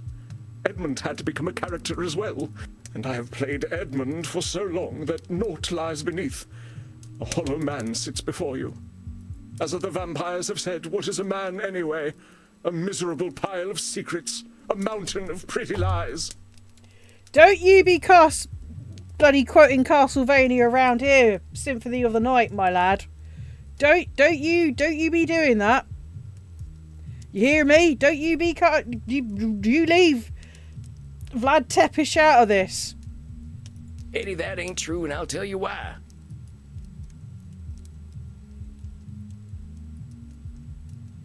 We all lie, Eddie. Deep down, we're all still scared animals who can't tell the difference between a booing audience and a lion ripping out our throats. That's true. For all the time my blood was pumping, I played a tough guy. Slaughtering Sam, they called me. I like that name. You want to know why? Why? Because it made me feel safe. Under that grizzled exterior, I was still just a scared little boy. But that little boy was me, Eddie. You understand me? Though we have played different parts, the character underneath is the same, perhaps. Do you remember that I played Cupid as a boy? Yep. That was your breakout role, right? I learned that if I smiled and spoke sweetly, people would view me as something other than street trash. I wouldn't have to go hungry. I wouldn't have to be sold to some bloated factory owner. Edmund Kean was worthless to anyone. Another mouth to feed, another body to clothe. So I knew I had to make him disappear. I thought if I suppressed Edmund and became the character the public wanted, I would be rewarded. Now, that's a dark contract with the universe, Eddie. Maybe you thought it would be fair for you to get rewarded for playing a character, but there weren't nobody running a cosmic payroll. No, perhaps not. But I was a child. Such complexities were beyond my ken. I only knew that when I wore the nappy and quipped the audience, they thought me worthy. On the contrary, the Edmund of the Rookeries was beneath contempt. A good, poor child was one who worked, or one who died. Society made that clear. But we gotta move past our child brains, Eddie. Thinking things are gonna be fair might push us down paths we can't escape from. A line from Macbeth comes to mind. It will have blood, they say. Blood will have blood. 'Tis so for me, but this illusion, this character of Edmund Kean, he has brought me to such unspeakable depths. Do you know why I sought to become a vampire? Why I dwelt in dark places until the curse of immortality was given to me? I became a vampire because I was afraid that my son Charles would be a more successful actor than I was. I could not let his legacy overtake mine. Wow, I okay. had to be sure that I was the Kean that would be remembered. Dang, Eddie. That's a lot. Yes, I have been monstrous. I needed to be the most beloved. I needed my every demand fulfilled. I had my own pet lion. I rode my horse indoors. I flew into a rage if anyone denied me sexual gratification. I'm just trying to think of some actors who have been absolute twats on set. This sounds like the the proto. As an immortal, my fears have made me even more terrible. A lot of them, yeah. How many promising young actors I have killed because I felt they threatened my legacy. If you tell me that you bumped off River Phoenix, I'm gonna be well pissed. So many lives cut short because I, and I alone, know what acting must be. Yee. Indeed, the very reason I am wearing these clothes is because I could not bear the idea that Grimaldi brought something to the stage that I could not. Do you see how pathetic I am? I am battling a man who has been dead for almost 200 years. The audience was right. I am a most laughable creature. I know what they are thinking, what they have always thought. Look at the fool actor. Look how he debases himself. Should have by chosen begging mind for our- reading. The important thing here to is accept things as they are, compadre. I cannot accept things as they are, my dear boy. How can I? How can I accept that I have forced everyone around me to confirm my lie of an existence? How can I accept the people I defiled to satisfy my ego? The son I was relieved to see die? The blood I have spilled to sustain my legacy? The lie is all I have, and all I know.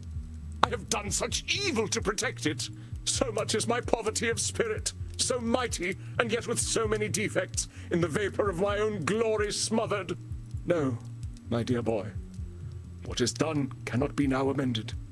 The child Edmund is buried, and this grim-visaged, wretched creature is all that remains. Eddie, I ain't gonna sugarcoat it. You've done some truly awful stuff, and fear doesn't excuse the dastardly deeds you done. The shit you done ain't never going away. Yes, go on, kick me, jeer, laugh at the vicious clown, tell him what a fool he is. You ain't gonna play pity tricks on me or yourself. You acted like a lily-livered sumbitch, Eddie. I know that, 'cause I've done some awful shit too.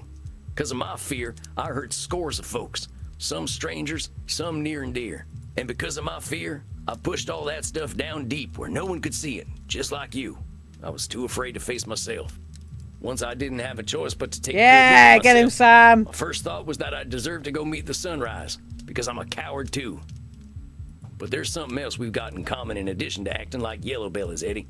You know what it is? What is it? We got time, Eddie. We got time to become new people.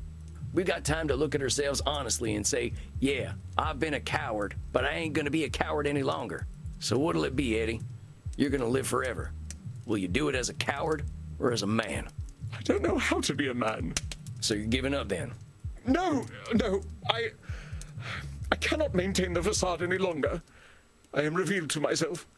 But Sam, I never learned to be a person. I stopped being real at 8 years old. Blood! Why did my fellow actors coddle me so? Why did they let me become a monster? Eddie, you gotta own your choices. Yeah, maybe they could have given you more discipline, but they didn't make you do them things you did. It's time to own up. If you're really gonna stop lying to yourself, it starts right here. What's assigning blame to a bunch of dead folks gonna do for you anyway? But it was at least in part their fault. Who lets a child make the demands I made? We ain't focusing on the people who gave in to a kid who was too big for his britches. We're focusing on you. You did some real awful things. You killed people for criticizing you or for showing talent. You resented your son's success. These are things you gotta take in. But how can I put such things behind me? You don't. You gotta accept the things you've done as part of who you are. You ain't gonna erase the last 200 some years, but maybe you can use them to make a better Edmund going forward. How? How do I introduce myself as a demanding megalomaniac? How do I introduce myself as a man who was relieved to see his own son die? How do I introduce myself as a man who demanded the entire world get on their knees to satisfy his ego? You don't. Well, I wouldn't exactly lead with that stuff. How about you introduce yourself as a man who's figuring himself out? I suppose that is a possibility. At the least, it is not unexpected for me to be so disarrayed. It is known that we actors are all by nature an insecure people. No, Eddie, you're overgeneralizing. Painting all actors with a broad brush so it makes you look better. You're blaming your profession, and that's a damn cop-out. Yeah, there are some real fatty arbuckles out there, actors who carve a path of destruction. Oh, fatty arbuckles. But there are plenty of stage folk out there who lead humble lives, loving their craft without hurting other people. So I'll thank you not to hide behind bad actors. Bad actors? Now that is funny. Eddie is... He is a narcissist for sure, right? He is definitely a narcissist. But having experienced some real shit, having actually... He's now actually seeing himself for what he is. So yes, at the moment, he's not the best version of himself. However, there is hope that now that he's seen all his mistakes and he actually understands his mistakes, if he can accept them and go, you know what? Yeah, I did do that. I was a fucker. I did resent my son. I was grateful when he died. And then go, but you know what? I don't think I can make amends for it. But going forward, I can be a better person. I can support other actors. I can enjoy the art for what it is instead of using it as a crux to get emotional support out of it and to be his identity, essentially. He can actually become Edward Keane. He can become his own person again instead of this weird spectre that he's been portraying for years and years and years and years. So yeah, he is a self-centered douchebag at the moment, for sure. But hopefully, if I'm right about this game, and I think there might be one more go around where we actually get to see and have a sign-off session with these characters, that he will have come back with someone with a bit more personality and someone who isn't so concerned about his image and concerned about maintaining this ideal that he's the world's greatest Would you have a beer with him? Well, no, I probably wouldn't have a beer with him. One, because I don't drink, but at this precise moment in time, maybe poisoned beer. Well, for a vampire, that would just give him the shits, so, you know. At this precise moment in time, I wouldn't go out for a drink with him, because I would just end up telling him he's an absolute douchebag. Or I'd just be like, you know what, actually, I just realised I left the stove on, I gotta go. But this is the great thing about this game, is that you have characters who have done bad things, who are nasty pieces of work, who just seem to be so self-centered. But as a therapist, and as you know, this game is sort of saying, is that you've got to have a little bit of kindness to yourself so that you can find the better version of yourself. Or not the better version of yourself. Well, actually, maybe, yeah, a better version of the self that you'd like to be. Not the self that you have managed to sort of cobble together through trauma and through using bad coping mechanisms and so on and so forth. So you're right. At this present moment in time, would I mean, and in previous sessions, would I have gone out of my way to have a beer with this guy? Fuck no. Absolutely not. Even Sam doesn't really like him. But that's not the point. The point is that we're, you know, there is a hope, and you have to be sympathetic to this person to a point. Not as clearly that they said, don't give him to his every whims and, you know, let him gaslight you, which happened in the first session, because obviously we don't want to piss anyone off, we don't want to hurt anyone, but at the same time we need to throw the smack down and put our own boundaries down and say, well, no, hang on a minute, whoa there, chicken licking, I'm not trying to tell you to fuck off, I'm not trying to bully you, I'm not trying to tell you you're an idiot, I'm just trying to give you the facts, and I'm trying to help you here.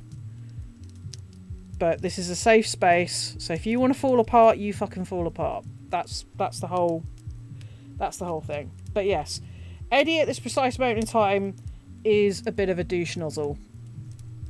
Perhaps I need to find an identity beyond the stage. It protected me in my youth, but I do not think that it serves me any longer. That might be worth exploring, Eddie. But what if I am nothing without the stage? What if I seek other endeavors, but there are none for me? I mean, okay. Right. I will get back to the game, I promise, but I want to talk about this because this is really interesting. So, has anyone seen Neon Genesis Evangelion?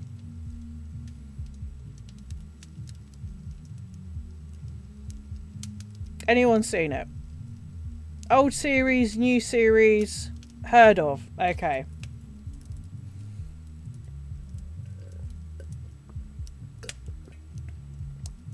Okay. So there is a character in it called Oscar Langley Sawyu, and she, when she's first introduced to the show, she is a super hot Ava pilot. She was like one of the first to be discovered. She knows how to do everything with an Eva unit. She is incredibly smart. She is incredibly assertive. She's fucking rude is what she is. She treats the main character Shinji like shit. She has absolutely no respect for anyone else.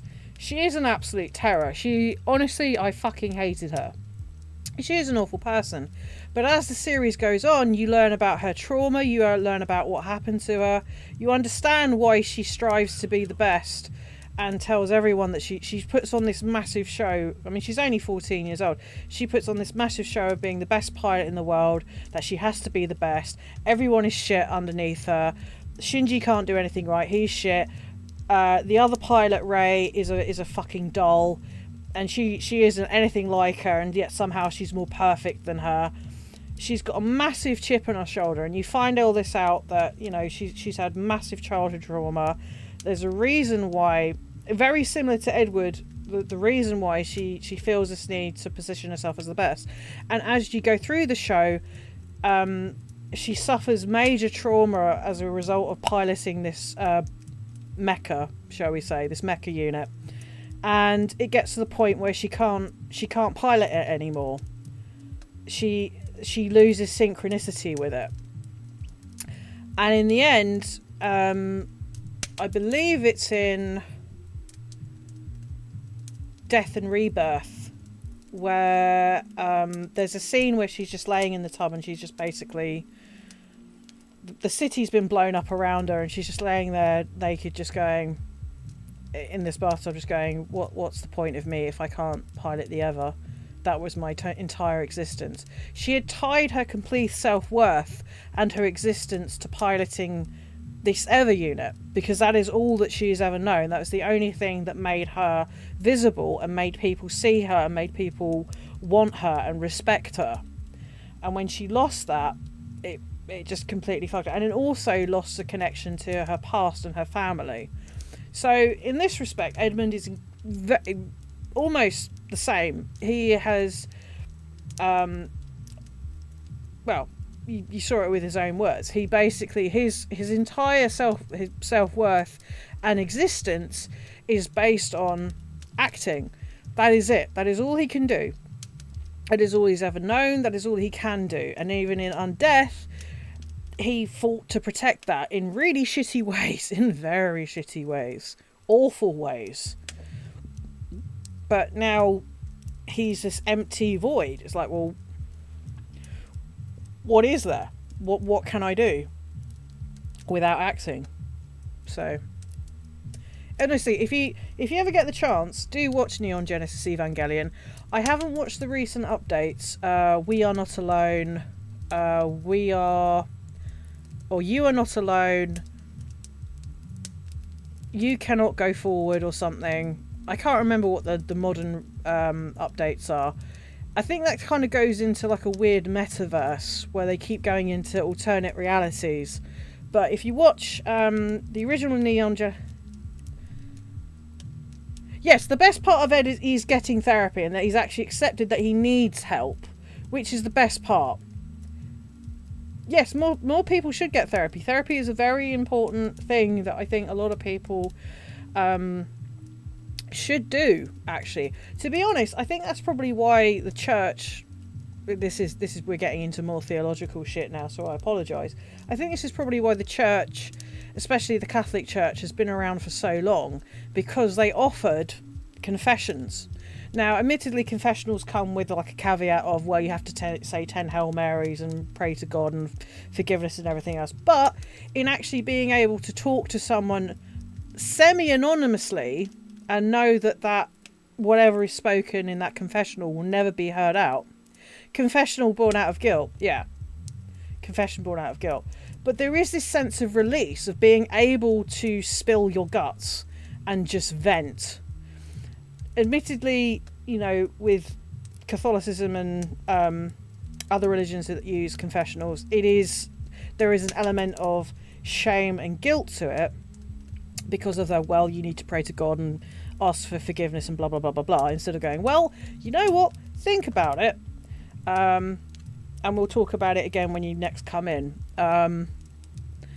But there is that sense of being able to anonymously release things that have been weighing on you that is very therapeutic. Hence therapy, talking therapy. Being able to talk to someone, even if it's behind a screen, where ideally there shouldn't be any judgment. There shouldn't be any, well, I can't believe he did that. That's awful. You know, what Sam is, when Sam says something is awful, that is because it's categorically and objectively awful. It is what is viewed in society as awful, as in, you have done awful things by your own admission. I'm not saying that you're awful, but you have done awful things. That's the difference. Whereas, yeah, you get it. Anyway, let us continue, because I want to get to Mehdi, and you know what, if we have enough time, I might see if I can try and finish this tonight, but I doubt it. I think that might have to be a next week thing, so we'll see how it goes. The theatre is all I know. It has been my protector all this time. Without it, I am helpless as a swaddling babe. Eddie, come on. The stage is the thing you know, but you ain't helpless without it. I mean, maybe you're forgetting the whole superhuman strength and immortality thing that comes with being a vampire. And even besides that, you've learned a thing or two from all them Shakespeare plays beyond acting, I'm sure. You ain't a helpless little boy no more, so don't pretend you're powerless to do something new. Yes. If anything, I certainly have keen powers of self-pity, do I not? I wasn't gonna say it. However helpless you might feel, Eddie, remember that's just how you feel right now. That's the amazing thing about being undead. We got lots of time to make a better tomorrow. My mentor, Andy, he says that at 200 years old, we're basically toddlers by vampire standards. And we both got a lot of growing up to do. That is a heartening thought.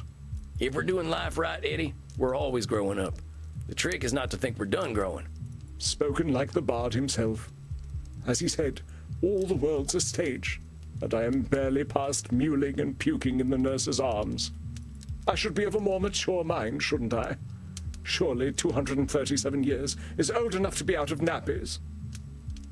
We got time to grow, Eddie. Let's just be glad you're a 200-year-old baby and not a 2,000-year-old baby, huh? We'd be having a real different conversation then. But growth to me seems nigh impossible. I have allowed my fear to guide my every sad-gutted action. My fear told me when I was threatened, which was always. This is what I mean, Eddie. You're always in defensive mode, ready for someone to take you down. That ain't no way to live. When you're afraid of some young actor coming up and making a name for themselves, what's so scary about that anyway? I'm afraid they will erase me. I will be just another child of the rookeries, used and discarded, of no value to anyone. No history, no legacy, no record of my existence. Perhaps my time has passed anyway. There was a time when the stage awaited Edmund Kean, but my death was the end of that time. Okay, we got some real work to do still. Here's the thing, Eddie. The stage wasn't waiting for you. Theater wasn't waiting for Edmund Kean to show up, and it wasn't waiting for you to die. You're used to making things about you, but the glorious, wonderful truth is, they ain't. And I got some real good news for you, hombre. You're dead. The pressure's off. All them fears are keeping you locked in time, and you can stay there as long as you like, or you can make some progress. What's it gonna be? I am too much of a coward to die, so I suppose I must live. I'm glad to hear that. I believe I should go away somewhere cold and dark, where I might be alone with my thoughts. I think that's a great idea. I do the same thing, and it changed my life. Oh, well, my own life. I suppose all's well that ends well. I only hope it does. I got faith in you. As long as we're putting one foot in front of the other, that's progress. I shall see you in a month then. You got it, Eddie. Take care of yourself. We'll get you out of that mewling and puking stage before you know it, okay? So it shall be. Very well. Exit Edmund Keene. Stage left. Bravo, Samuel. I was taking notes. It seems the student has become the master. Only a master of fumbling around. I knew I was taking a risk there. You were, but perhaps such risks are justified with such an extreme personality.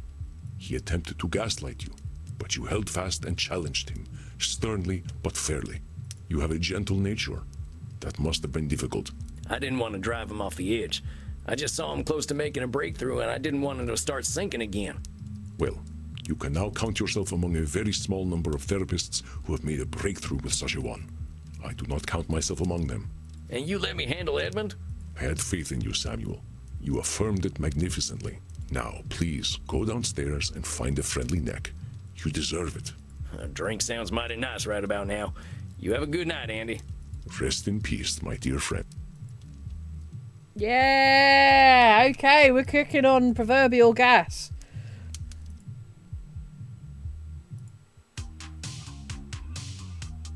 Hey, I'm a little shaken up after that one. I've never seen a man as afraid as Edmund Keene. That was tough to watch. I'm sure Crimson can lift my mood. Howdy, Crimson. What's the matter, cowboy? You look a little paler than usual. Oh, just had a real tough session. Watched a man who'd been wearing a mask for 200 years finally take it off, and it weren't pretty. Had to happen, though. The fella's got a long road ahead of him, but at least he's taking his first steps. Think this'll do the trick then? I call this a bloody cowboy martini. Shaken, not stirred. I'm proud of you, Sam. Starting over is hard, especially when you've been spinning your wheels for a long time. Well, that's the nice thing about being a vampire. We got time to start over. Cheers to that. To rebirth. It seems you walk ever There he in the path of is! the Lord, my son. There he is, people! Sexy vampire. No, not sexy vampire. Sexy priest. Matt Mercer. Sexy Irish priest Matt Mercer, everybody. Oh, hey, Kieran. I did not mean to intrude. I noted your discomfort and wish to offer you succor in the kink room. You mind, Crimson? Exactly, brah.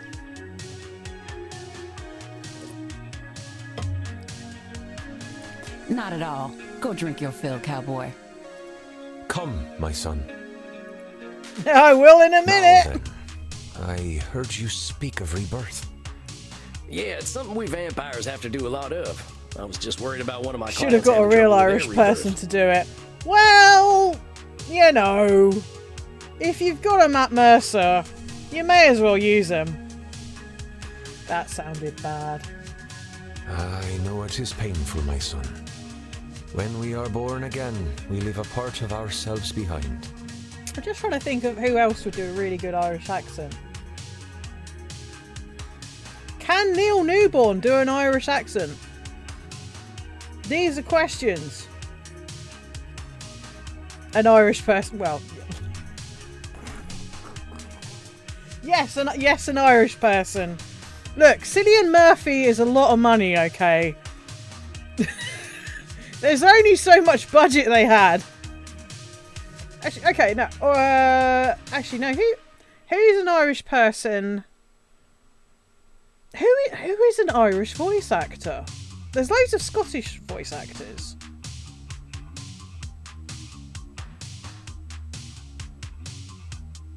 Yeah, it is difficult. I can kind of do a Northern Irish accent because it's more harsh. But even then it just goes really weird and goes straight into Scottish. Or Welsh. You know, it goes all around the countries. It is very difficult. Oh, who... Okay, kids, who is an Irish voice actor? Oh, your dad's from Belfast. Yeah. It's a tricky one. I used to have a Northern Irish maths teacher, Mr. Johnson. All I can remember of him saying, "Go to room 13. Go to room 13." It was all very harsh. That's fucking terrible. But that's and especially with fangs, it's Northern Irish and Irish is very, very tricky. That's not bad. Thank you very much. I do try. All the Derry girls. How was he supposed to know that was going to happen? It's like, wah, wah, wah. Sister Mary No, is it Sister Mary Joseph? No, Sister Mary Michael. That's it.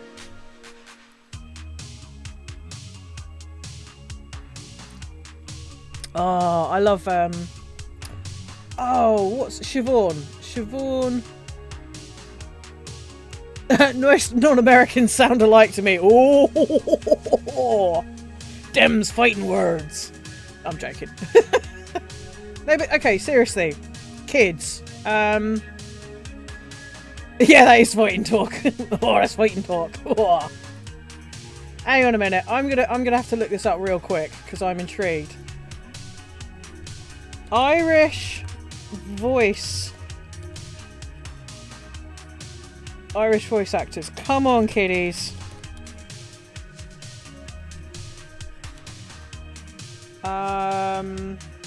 Well, them's actors. Irish male voice actors. Okay, give us a go. Okay. Okay, Gabriel Byrne. He has done some voice acting.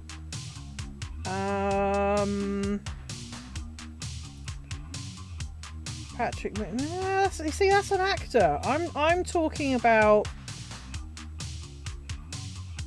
Chris O'Neill. Well, is he? I thought he was American. Graham Norton.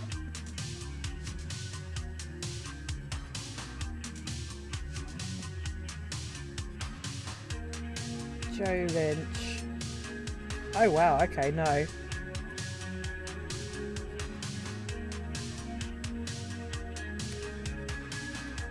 No, Peter Capaldi's Scottish, my dude.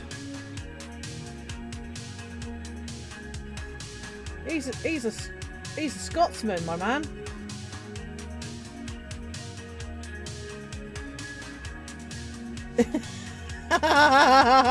Like I said, there's a lot of Scottish voice actors. No, that's cool. That's cool.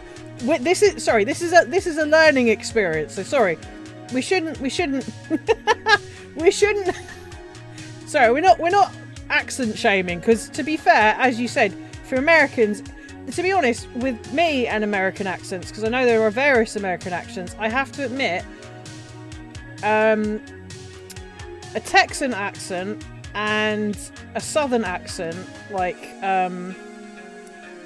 sometimes like New Orleans, or no, maybe not New Orleans, because that's kind of a unique accent.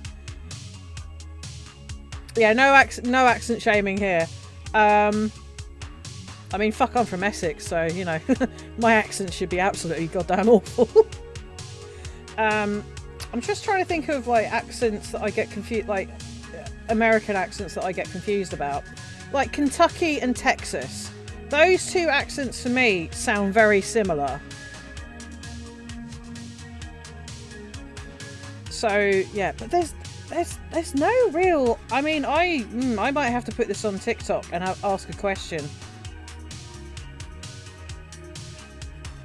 Male voice actors from Northern Ireland. Okay, let's have a crack. Kieran Hines.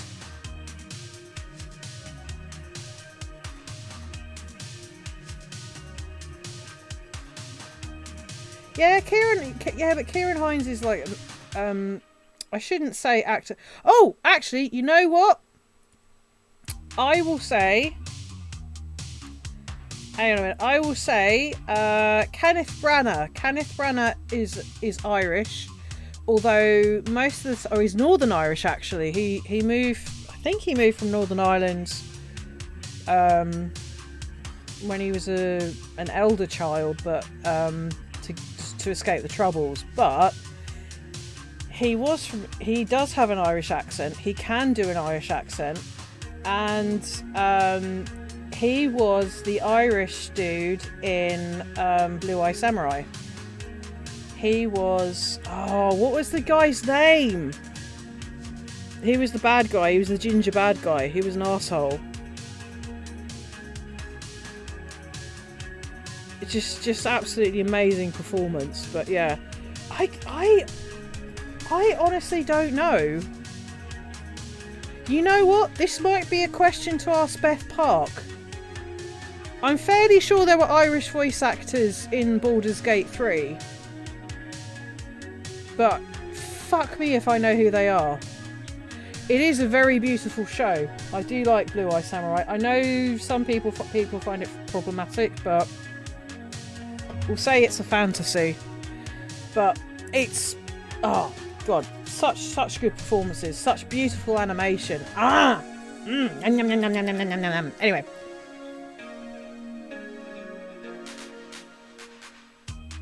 Yeah, it's more a case of Irish screen actors in a sound booth, not actually Irish voice actors. There are Scottish voice actors. There's a lot of Scottish voice actors. To be honest, I would put David Tennant half and half because he's done an awful lot of VA work. Yeah, that are VA specifically, or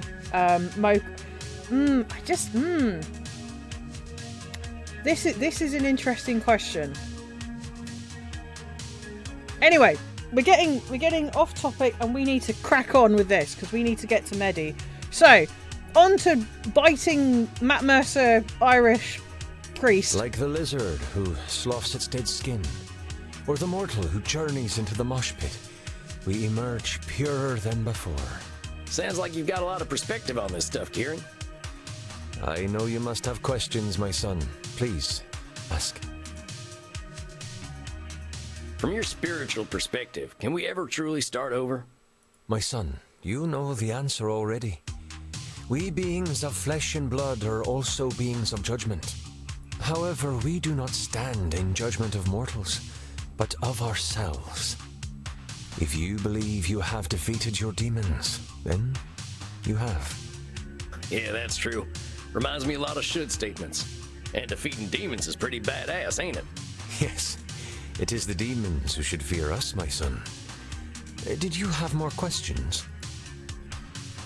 Ain't being reborn just rejecting who we were? I wasn't a good guy, Kieran, but I don't want to erase my dark days.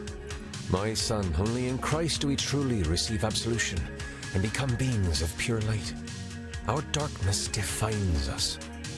We cannot reject it, just as we cannot reject the Almighty. It is part of us. But do not be shamed by it, my son. Your darkness is beautiful and unique, as is your journey through the darkness. Kinda sounds like disqualifying the positive to me. Actually, it's liner notes from a metal album I'm fond of. Did you have more questions to ask? Fuck yeah. From your spiritual perspective, how do we know when it's time for a rebirth? An hour, a week, a year, a millennium. The answer, my son, is when we are ready. Only the Lord decides when that is. The Lord giveth, and the Lord taketh away, and all is according to his will. Or hers. Well, that sounds like a control fallacy, though. We can't let someone else make our decisions for us. My son, all your trials, the world you live in, they are all his work. He leads you to the truth. When he has prepared you fully, you will accept it and join him along with the dearly departed or gods hers, of yeah. evil. Jinx! Did you have more questions for me, my son? Why ain't your Lord the fire and brimstone type that's marked my kind for centuries? The Lord did not do these things. That is the work of man. Even they work through him and face their own dark journeys. But eventually, we will all be blessed and return to his bosom to rock for all eternity. It is not for man to judge. Well, I've got a lady who would love to meet you. I think a few men of the cloth did her dirty. Men will ever seek power. But I know some simply seek blood. Are you ready to receive succor, my son?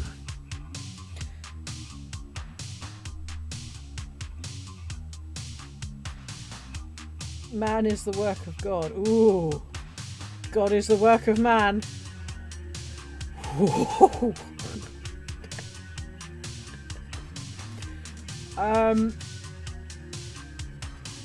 This is a really tough... Yeah, that's it. This is a really tough one. So I'm not really of any sort of faith whatsoever. I'd like to believe in karma. Well, I kind of do believe in karma. But that's mainly not so much... Not so much the waiting around and just expecting something good to happen. It's more...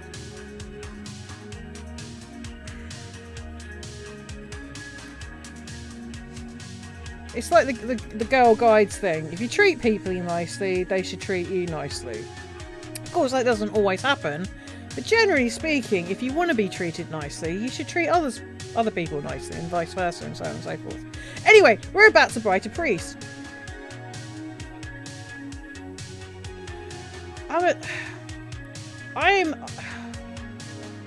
guess I'm an agnostic. I think that's the term I would go for. I'm an agnostic. I'm not going to say I don't believe, but I'm not going to say I believe fully. Although I am going to try that don't give a fuck spell I saw on TikTok earlier, so... It only involves one candle. And it's more of a... I think that's a very good sort of meditative bullshit remover, so I'm willing to give that a go. Anyway, let's go by the priest. Yeah, but I really wish you'd stop calling it that. Num num num num num num! That is enlightening. It's not the fuck off space egg thing. No, apparently you light a candle and then you whisper to it what you'd like to not give a fuck about anymore. Whisper, whisper, whisper, whisper. And then you blow it out with the intention of sending that fuck away. It's like, I don't want to give this fuck anymore. Fuck away! And then that's it. I think it's more of a meditational aid than anything else. I don't think it really is a proper spell. But hey ho, I'm willing to give it a go. Ooh, what's this? Let's have a look. A peaceful... Ooh. Go outside you.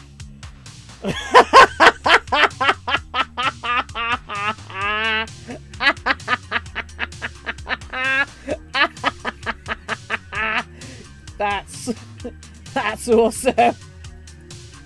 Yep. I can see myself doing that. I might get arrested though. I think Cambridge police officers might find that interesting. So anyway, let's get to Medi. There. May you be sustained and fulfilled. May you shepherd your lost sheep, as I shepherd the children of the night. I will listen to that later. Awesome. You're a one-of-a-kind dude, Kieran. But thanks for the drink and the talk. You have a fine night.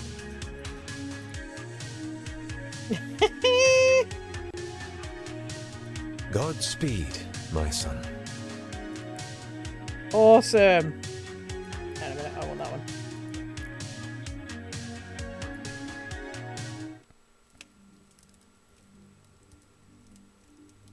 Good evening, Samuel. You are seeing your ancient client tonight, are you not? I am. Yeah, that's right. I hope she's doing okay. I'm worried about her and that whole algorithm thing. Oh, that's right. Medi was talking about the dangers of the algorithm and how it controls all our lives and how we can't possibly do anything without the algorithm seeing us and learning our ways. I had a little consultation with some other elder vampires. We have developed a theory, though I hope we are wrong. We believe the algorithm is a demon, known to few, named Raziel. Even I have only ever heard whispers of his name. In mythology, he is a fallen angel, believed to have recorded every action, every change of state for all things on this earth into a great book. This book of knowledge he shared with the first mortals. But mortals were not designed to process so much information at once. They made judgments and reinforced behavior based on information they could not understand. Raziel watched as the mortals inevitably used the book to suppress free will, and he was cast down for his terrible mistake. We believe that Raziel has returned. Perhaps he believes that with computers, he can attempt to pass infinite knowledge to humanity once more. Wow. So Raziel is behind the algorithm. The algorithm is my god. Terrible things will happen if this comes to pass. I would urge And great I hate caution, it. Samuel. The algorithm, I don't understand the algorithm. I mean, I do understand the algorithm to a point, as in, I know what it is, and I kind of know how it works. I just don't necessarily... Because the thing is, though, it changes all the time. Like, there are certain constants, but the more information you feed into it, the more it sort of also changes, and certain things don't sort of quite tick the boxes. So, it's bizarre. Find out what you can about this algorithm. We may have dark work to do. What the hell? Fallen angels? Ancient books of knowledge? What the heck have I walked into? We don't have this kind of shit in America. I am old enough to be mythological myself, Samuel. Myth often contains truth. The important question is how much. We do not know what effect he may have had on Medi, but do not worry. Show her the same compassion you show all your clients, and that will open any doors that can open. All right, I better prepare for this one. It sounds like it might be a doozy. Okay, so definitely going to go for catastrophizing straight away. Mind reading, definitely.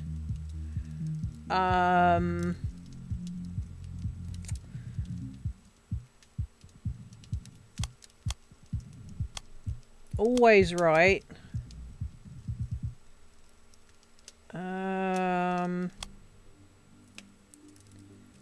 Overload. That's kind of that.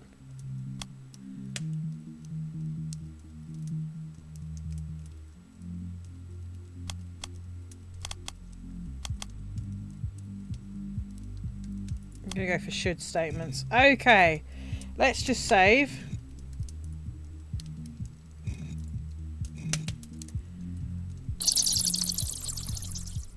Greetings, little mouse. Howdy, Mitty. It's good to see you. How you feeling tonight? Not well, sweetling. Not well at all. Oh no, what's going on? I know you were feeling all stressed about your numbers on that glitch site. They doxed me. Do you know what doxing is, my whiskery friend? It's when mortals find out where you live, where you sleep, so they can hurt you. Oh dear. A group of vampire hunters came looking for me. They were really mean, but they're all dead now, and much happier. But it was very inconvenient. Now I have to move, and it is very difficult to set up my lighting to make me look alive. Dang, Mitty, I'm so sorry. That sounds awful. It's worse. I will not be able to use my computer for a week. How am I going to upload my content? My fans and zealots are all so impatient. They're sure to leave me if I don't provide them with their content. So, how many of these followers and zealots have you got, Mitty? Perhaps 2 million zealots and 90 million followers on Glitch. And how many of them do you think you'll actually lose if you don't upload lots of content? The algorithm has already told me that I will lose millions of followers. So let's go ahead and listen to the algorithm. If you lose millions of followers, it ain't anywhere near 90 million. Yeah, the algorithm is her god too. It's doing a bit of overgeneralization and catastrophizing to think they're all gonna leave you high and dry. Heck, maybe the folks who stay are the ones what you can really count on. What you can really count on what? What? What? Oh, never mind. You said what? I was trying to say that the people who don't mind you not uploading so much might be better folk to keep around. It's not up to me, little mice. It's not up to them either. Even the little bloodbags who love me What? won't get to see me if I What? don't provide them What? content. What? I don't get it. Why wouldn't they see it? Is the mailman or whatever not delivering your messages? Oh, I see. Yeah, because if it... Yeah. Okay, I get it. You're very funny. No, the algorithm decides who sees my content. If I give it content, it will make people like me more. See, I don't think that's true. Because, like, I think someone did an experiment where they were trying to post 5 TikToks a day. And to be honest, it doesn't really matter. It doesn't really seem to do anything. If TikTok's already decided that your content really isn't worth seeing, it's not going to promote it. Same with YouTube, same with anything else. Like I didn't really post many shorts on YouTube for a very long time, and then I did, and then I got better views than I usually do on TikTok, and then I posted a couple of more things. One of them did well, and the other one it didn't even get anything. And I'm like, well, what the fuck is going on here? I don't get it. I just genuinely don't get it. But anyway. If I stop feeding it, it shuns me. Medi, I gotta say, that doesn't sound like a healthy relationship. Oh, no. It's my friend, I should think. As long as I keep producing content for it, it draws the juicy mortals to me. How many mortals do you need, though, really? Well, if I'm to feel safe, I should like to have more of them always. I gain more followers and zealots every month. I need them. One of them has agreed to let me eat him, and I'll take over his flat. They're quite useful. Well, let me ask you something. Do you actually like any of these followers or zealots? Or are they all just food or servants? What a silly question, little mouse. Of course I don't like them. I always know what they're like. You forget how old I really am.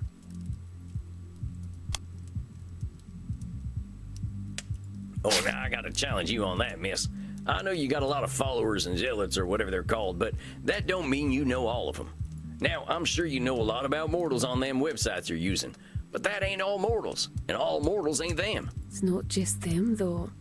I told you about how they killed me. About how they plucked my eye out. Pop! That's her favourite party trick. I'm saying, can you know that you're always right about mortals? I wouldn't like to prove that I am. But these mortals, you're talking to them every day. You got all these folks at your beck and call. They're the people you talk to. That's right. But you don't have a real relationship with any of them? Why would I want to have a relationship with my food? You really are quite a silly whiskers. Medi, I'm saying the only relationships you've got are with what you're calling your food. But that's what they are. They're food. Delicious, delicious food. Food that sometimes does heavy lifting and computer work, but still, food. Medi, it sounds like you're in a bit of a codependent relationship with your food. And maybe with this algorithm fella. Oh, but it's not a fellow. And it's not a lady either. So it's non-binary?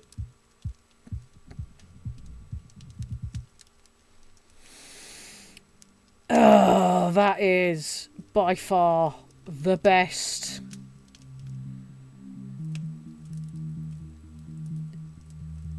joke I have heard this evening. The algorithm is non-binary. Make of that as you will, people. That's that's really funny. No, it claims that it is entirely binary. Also Ones very and funny. zeros. It does speak very strangely sometimes. It goes beep boop, beep boop, beep boop. Well, whatever they are, it seems like as soon as they showed up, you stopped having any real friends. We wouldn't have time for friends anyway. The algorithm says that I should always provide content to my community, and that takes all night. So why do you think the algorithm has that should? It just knows. It knows everything. Well, let's say that it does know everything. Why does that mean that we should let it tell us what to do? Can it know everything and still make mistakes? Yes, it does. I've had my issues with TikTok algorithms banning or, blocking some of my videos because of supposed infractions to their community guidelines, of which there were none. That I do not know. That's what I'm trying to say. But here's the thing, this algorithm, it might have all the information, but that doesn't mean it's got all the answers. That's also You true. don't know it like I do. Do you know what I really like about the algorithm, Little Mice? Unlike the ancient gods the old clans used to worship, or the Abrahamic gods that came after, it treats us equally. If we provide content, we will be rewarded. Let's talk about these rewards. You say it rewards you with more immortal souls, right? Highly engaged mortal souls, ready to serve me, should I need them. But you said you had souls already back in the pre-social media days, right? And you didn't need 90 million of them. That's true, but it does make me feel quite special when the number goes up. Is that number going up good for you, though? Not just the stress of managing all them folks, but drawing the attention of vampire hunters. Would you be doing any of this stuff if the algorithm wasn't demanding it? Did ask me to play a game that I did not like very much the other night, and I pretended to enjoy it. Ah. It's called Call of Nationalism. No! It's all about men who are proud to be angry. Which I find All very hail the upsetting. mighty algorithm! All hail the algorithm! 110011000011100011001100. All hail the algorithm! Call of nationalism. Yep. See, that's just what I'm talking about. What about what you want? Did you get to that knitting you wanted to do? No. I had to play the terrible game about insecure man-worms. I don't know what to do. I know that I spend too much time on the internet, but I can't live the life I used to live. I would live out in the wilds again, but there are no wilds any longer. Madam, have you been to Scotland? I'm fairly sure there's quite a few wilds there. I walk the streets. City folks stare because they sense my true nature. Many of them mortals have got a ton of things on their minds. Most likely, they ain't too concerned about whatever you are. They ain't your zealots or followers, they're just regular mortals. You can't read their minds, and you can't assume they're only thinking about you. Unless you can read minds. You raise an excellent point for a cute little whisker face. No, I can't read their minds. Cannot imagine how a mortal must think. Oh, very silly job. Oh, politics.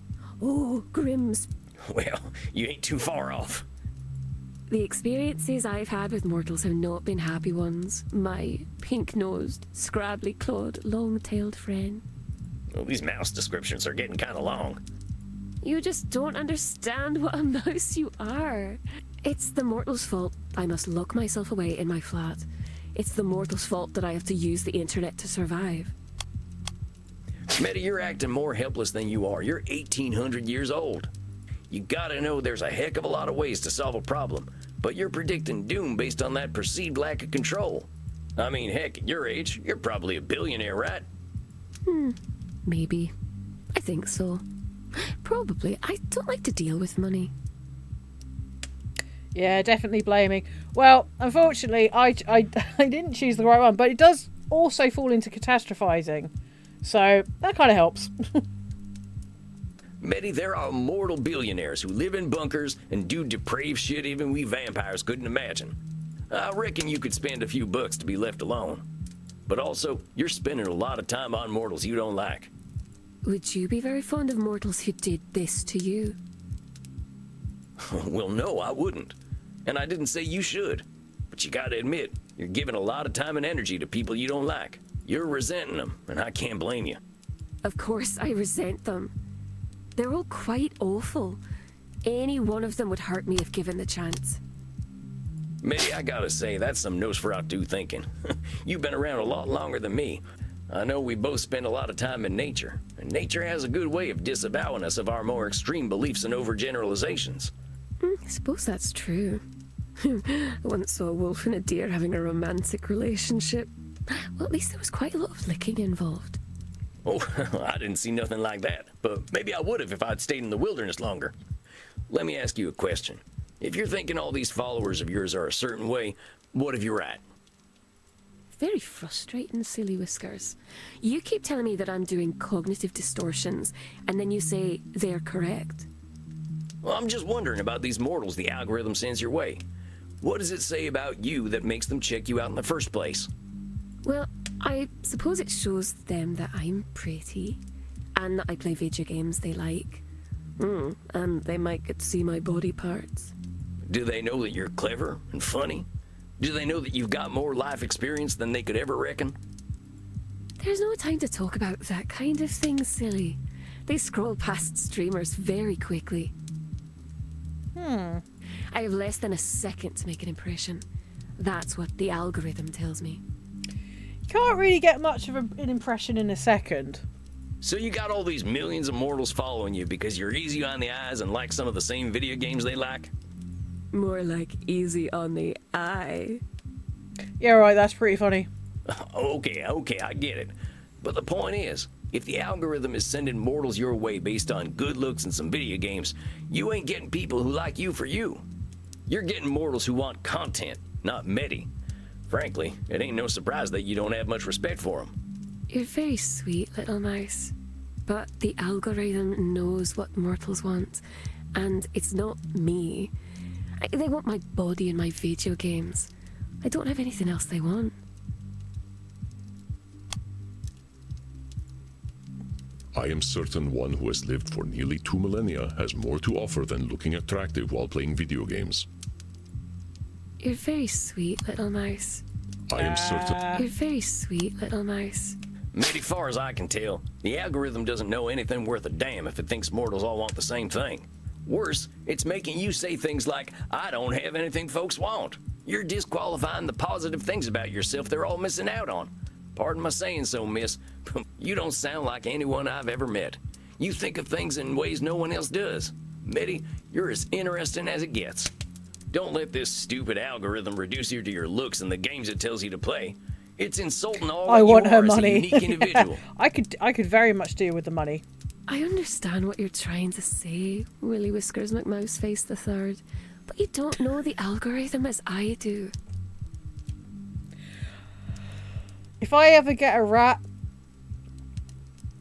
that's the name I'm going for. It doesn't insult anyone. It just collects all the information about everyone and everything. Recognize what it decides is important is based on the thoughts of every human who has ever been online. It truly knows the will of mortals because it knows all mortals. You must free Medi from Raziel's grip, Samuel. He believes he understands you. What it decides is important is based on the thoughts of every human who has ever been online. You must free Medi from Raziel's grip, Samuel. What it's doing is overgeneralizing, Betty. How the heck can all of humanity be reduced? It can't. So what's it doing? It's shaping humanity by reinforcing what folks are already paying attention to. It's telling you to play Call of Nationalism and rely on sex appeal. It's telling the mortals to only care about them things that are popular already. Don't explore. Don't appreciate things that are weird and unique. If this algorithm gets what it wants, what'll happen? Earth will be the most boring place in the universe. Mitty, this algorithm doesn't appreciate you, and it's teaching you not to appreciate yourself. You're right, little mouse. I am forgetting myself. I think I don't want to feel lonely anymore. I want to be liked. Oh, poor Medi. You ain't gonna be happy if you're being liked for being some boring idea of what someone else thinks you should be. I really have been very silly, haven't I? The algorithm isn't nice at all, I think. I'm glad you're getting that this algorithm is abusing you. I don't want to see it change what makes you special. But I won't have anyone. I'll be alone.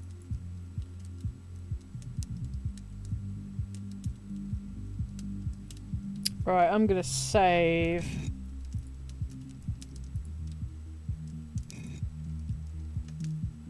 I know change ain't easy.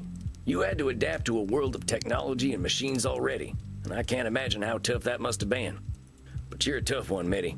Nobody lives for 1,800 years without being able to handle whatever comes their way. Heck, I think you're gonna be the trailblazer freeing yourself from this damn algorithm before everyone else figures out that's exactly what they should be doing. There's real folk out there who'd love to get to know you better, like the people you were friends with on the old internet. I suppose I could send them all an email.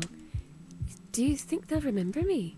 There was something about you all that made you join that web ring or whatever it was called. I don't know, but I bet they'd be happy to hear from you.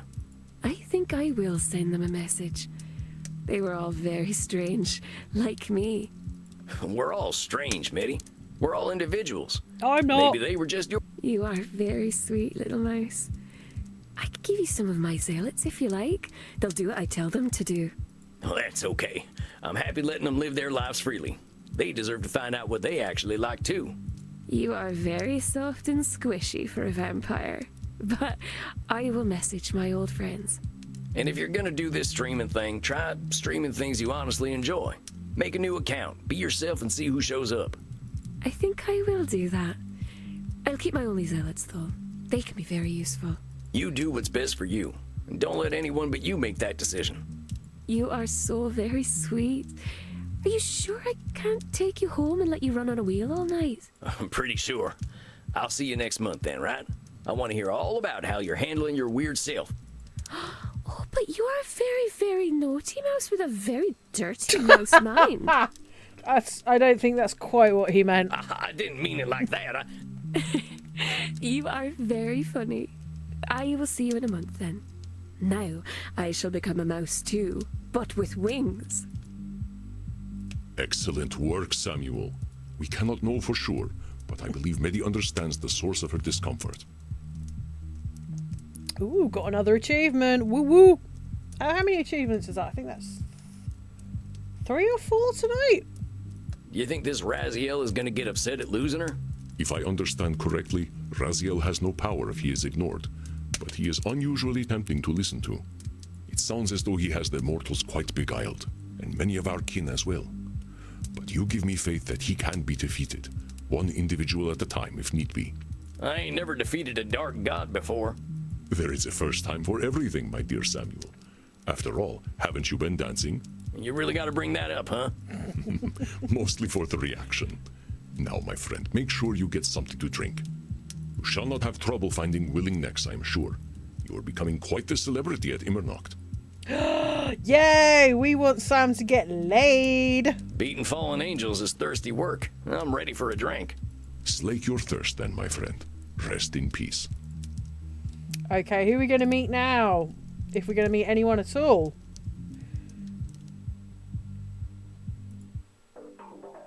Yeah, we're in the club. Okay, we'll do this Funny part to and think then I'll vampires probably being end it born for now are growing tonight. up with the internet. We're gonna have to reckon with that someday. I hope Maddie's realized that being herself is the best person she can be. Well, speaking of which, I should go check on Crimson. Hey, Crimson, what's on tap tonight? Take a look around, cowboy. There's plenty to drink. Well, maybe I'll go looking for a donor. Just figured I'd say howdy to my pal Crimson first. Well, howdy, sharpshooter. You look like you're in a good mood tonight. Yeah, I guess I am. You know that ancient client I told you about? I think she's finally realizing that some people are gonna appreciate her for being who she is. Maybe she ain't gonna have 100 million fans, but the people who genuinely like her will be there for her. How's your blood sugar, honey? I think you're a little too sweet. Oh, what a line. Oh, come on now. I've been thinking a lot about exactly what you're saying. Folks in DC didn't much like my style, but I'm not sure why I cared. Don't beat yourself up over it. I think we all do the same thing. Easier to do what other folk are doing than blaze a trail, right? I'm not sure it is easier if we're fighting ourselves the whole time. That's some real wisdom right there. Anyway, thanks for making me think. I think I'm done spinning my wheels. Excuse me. Oh, I wish to speak with you, it's vampire, in the kink room. It's this girl. I think my dinner's calling. I'll see you later, Crimson. Ciao, Tex. You know, I have seen what you are doing. I see all. So you mentioned Panopta Bella, and what am I doing? I see that you change people. You make them stronger, more confident, more comfortable. I'm pretty sure they're doing all that themselves. No, that is not what I see. I see that without you, they repeat their actions. What is that name? And over again. pad up to Bella. Pad up to Bella.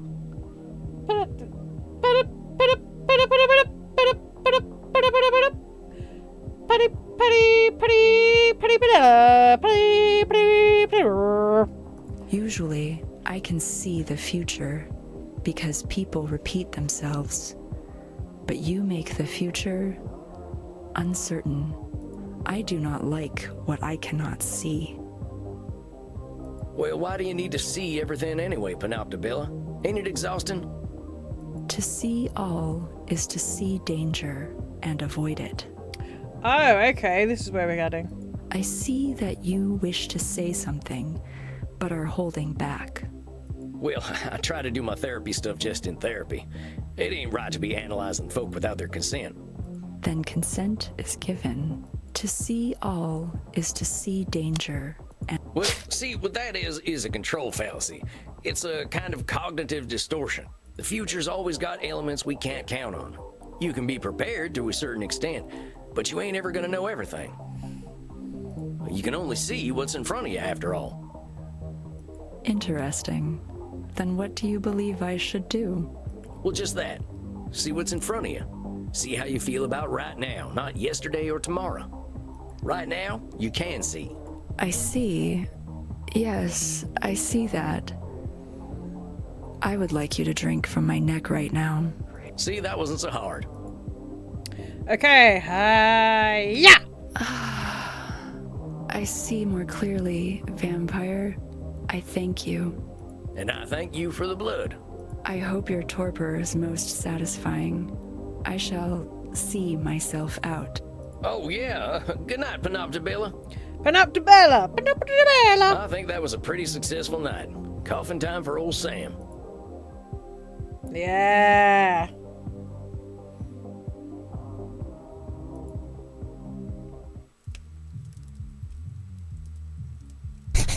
Well, if it isn't the gunslinging guru of mental health himself. Okay. Good evening, Samuel. We're gonna save this here.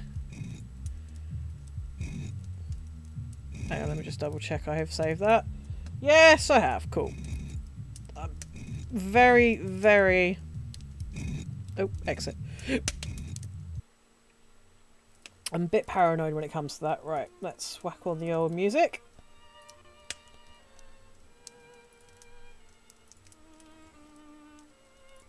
Whoop.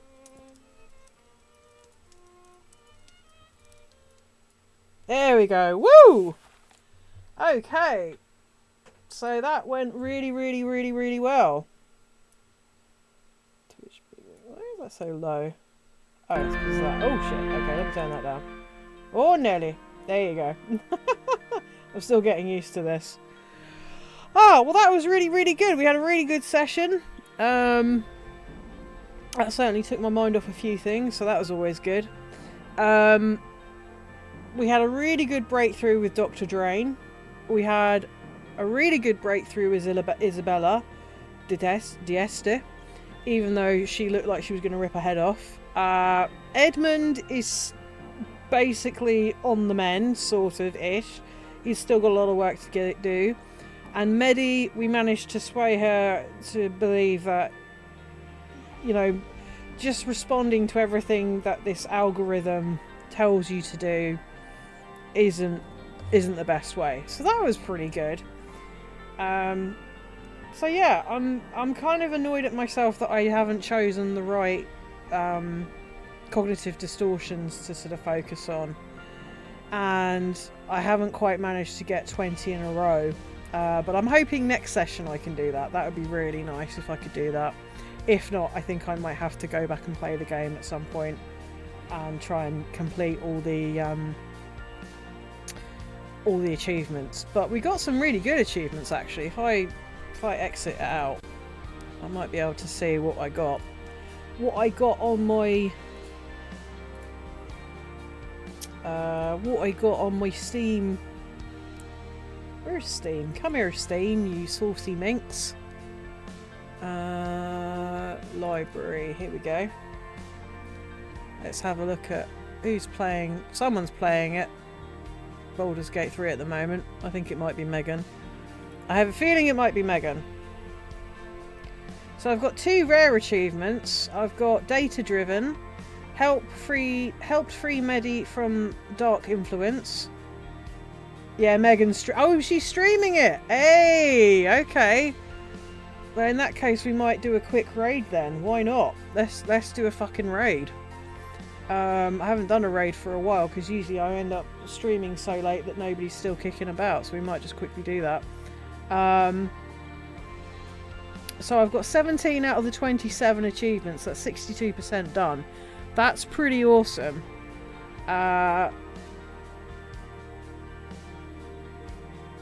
So that's really good. So hopefully next week, that feels like this might be the last one. Next week might be the last vampire therapist we do for a bit, which would be really nice. I'd like to finish this game. It's one of the few games I'm actually gonna fucking finish. So anyway, let's have a quick Scooby-Doo at Megan, and then we might go and be really cool and invade her. Right, let me get out of that real quick. Fuck it. Let's do a raid. Let's do a raid. Can I do a raid? I'd like to do a raid.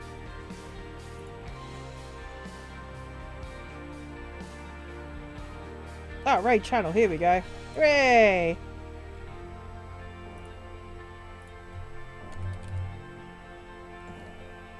Megan Saitan. Excellent. Alright.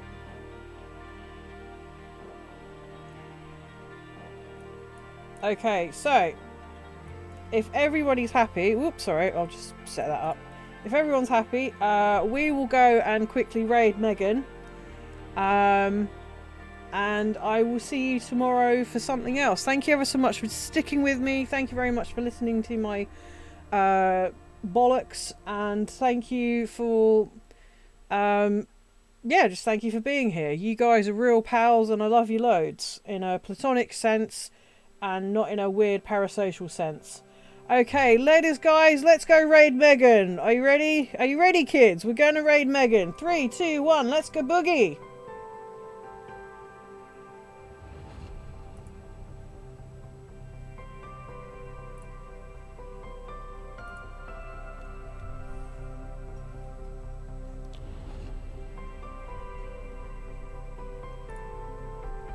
Right now, let's go! Woo! Wow, where is it?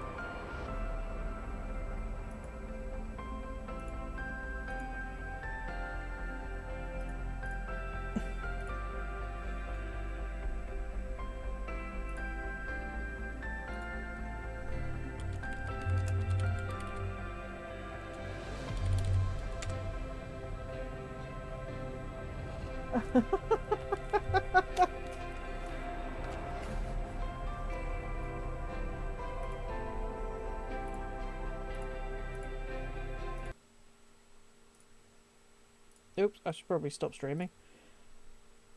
Right, good night. Nope, nope.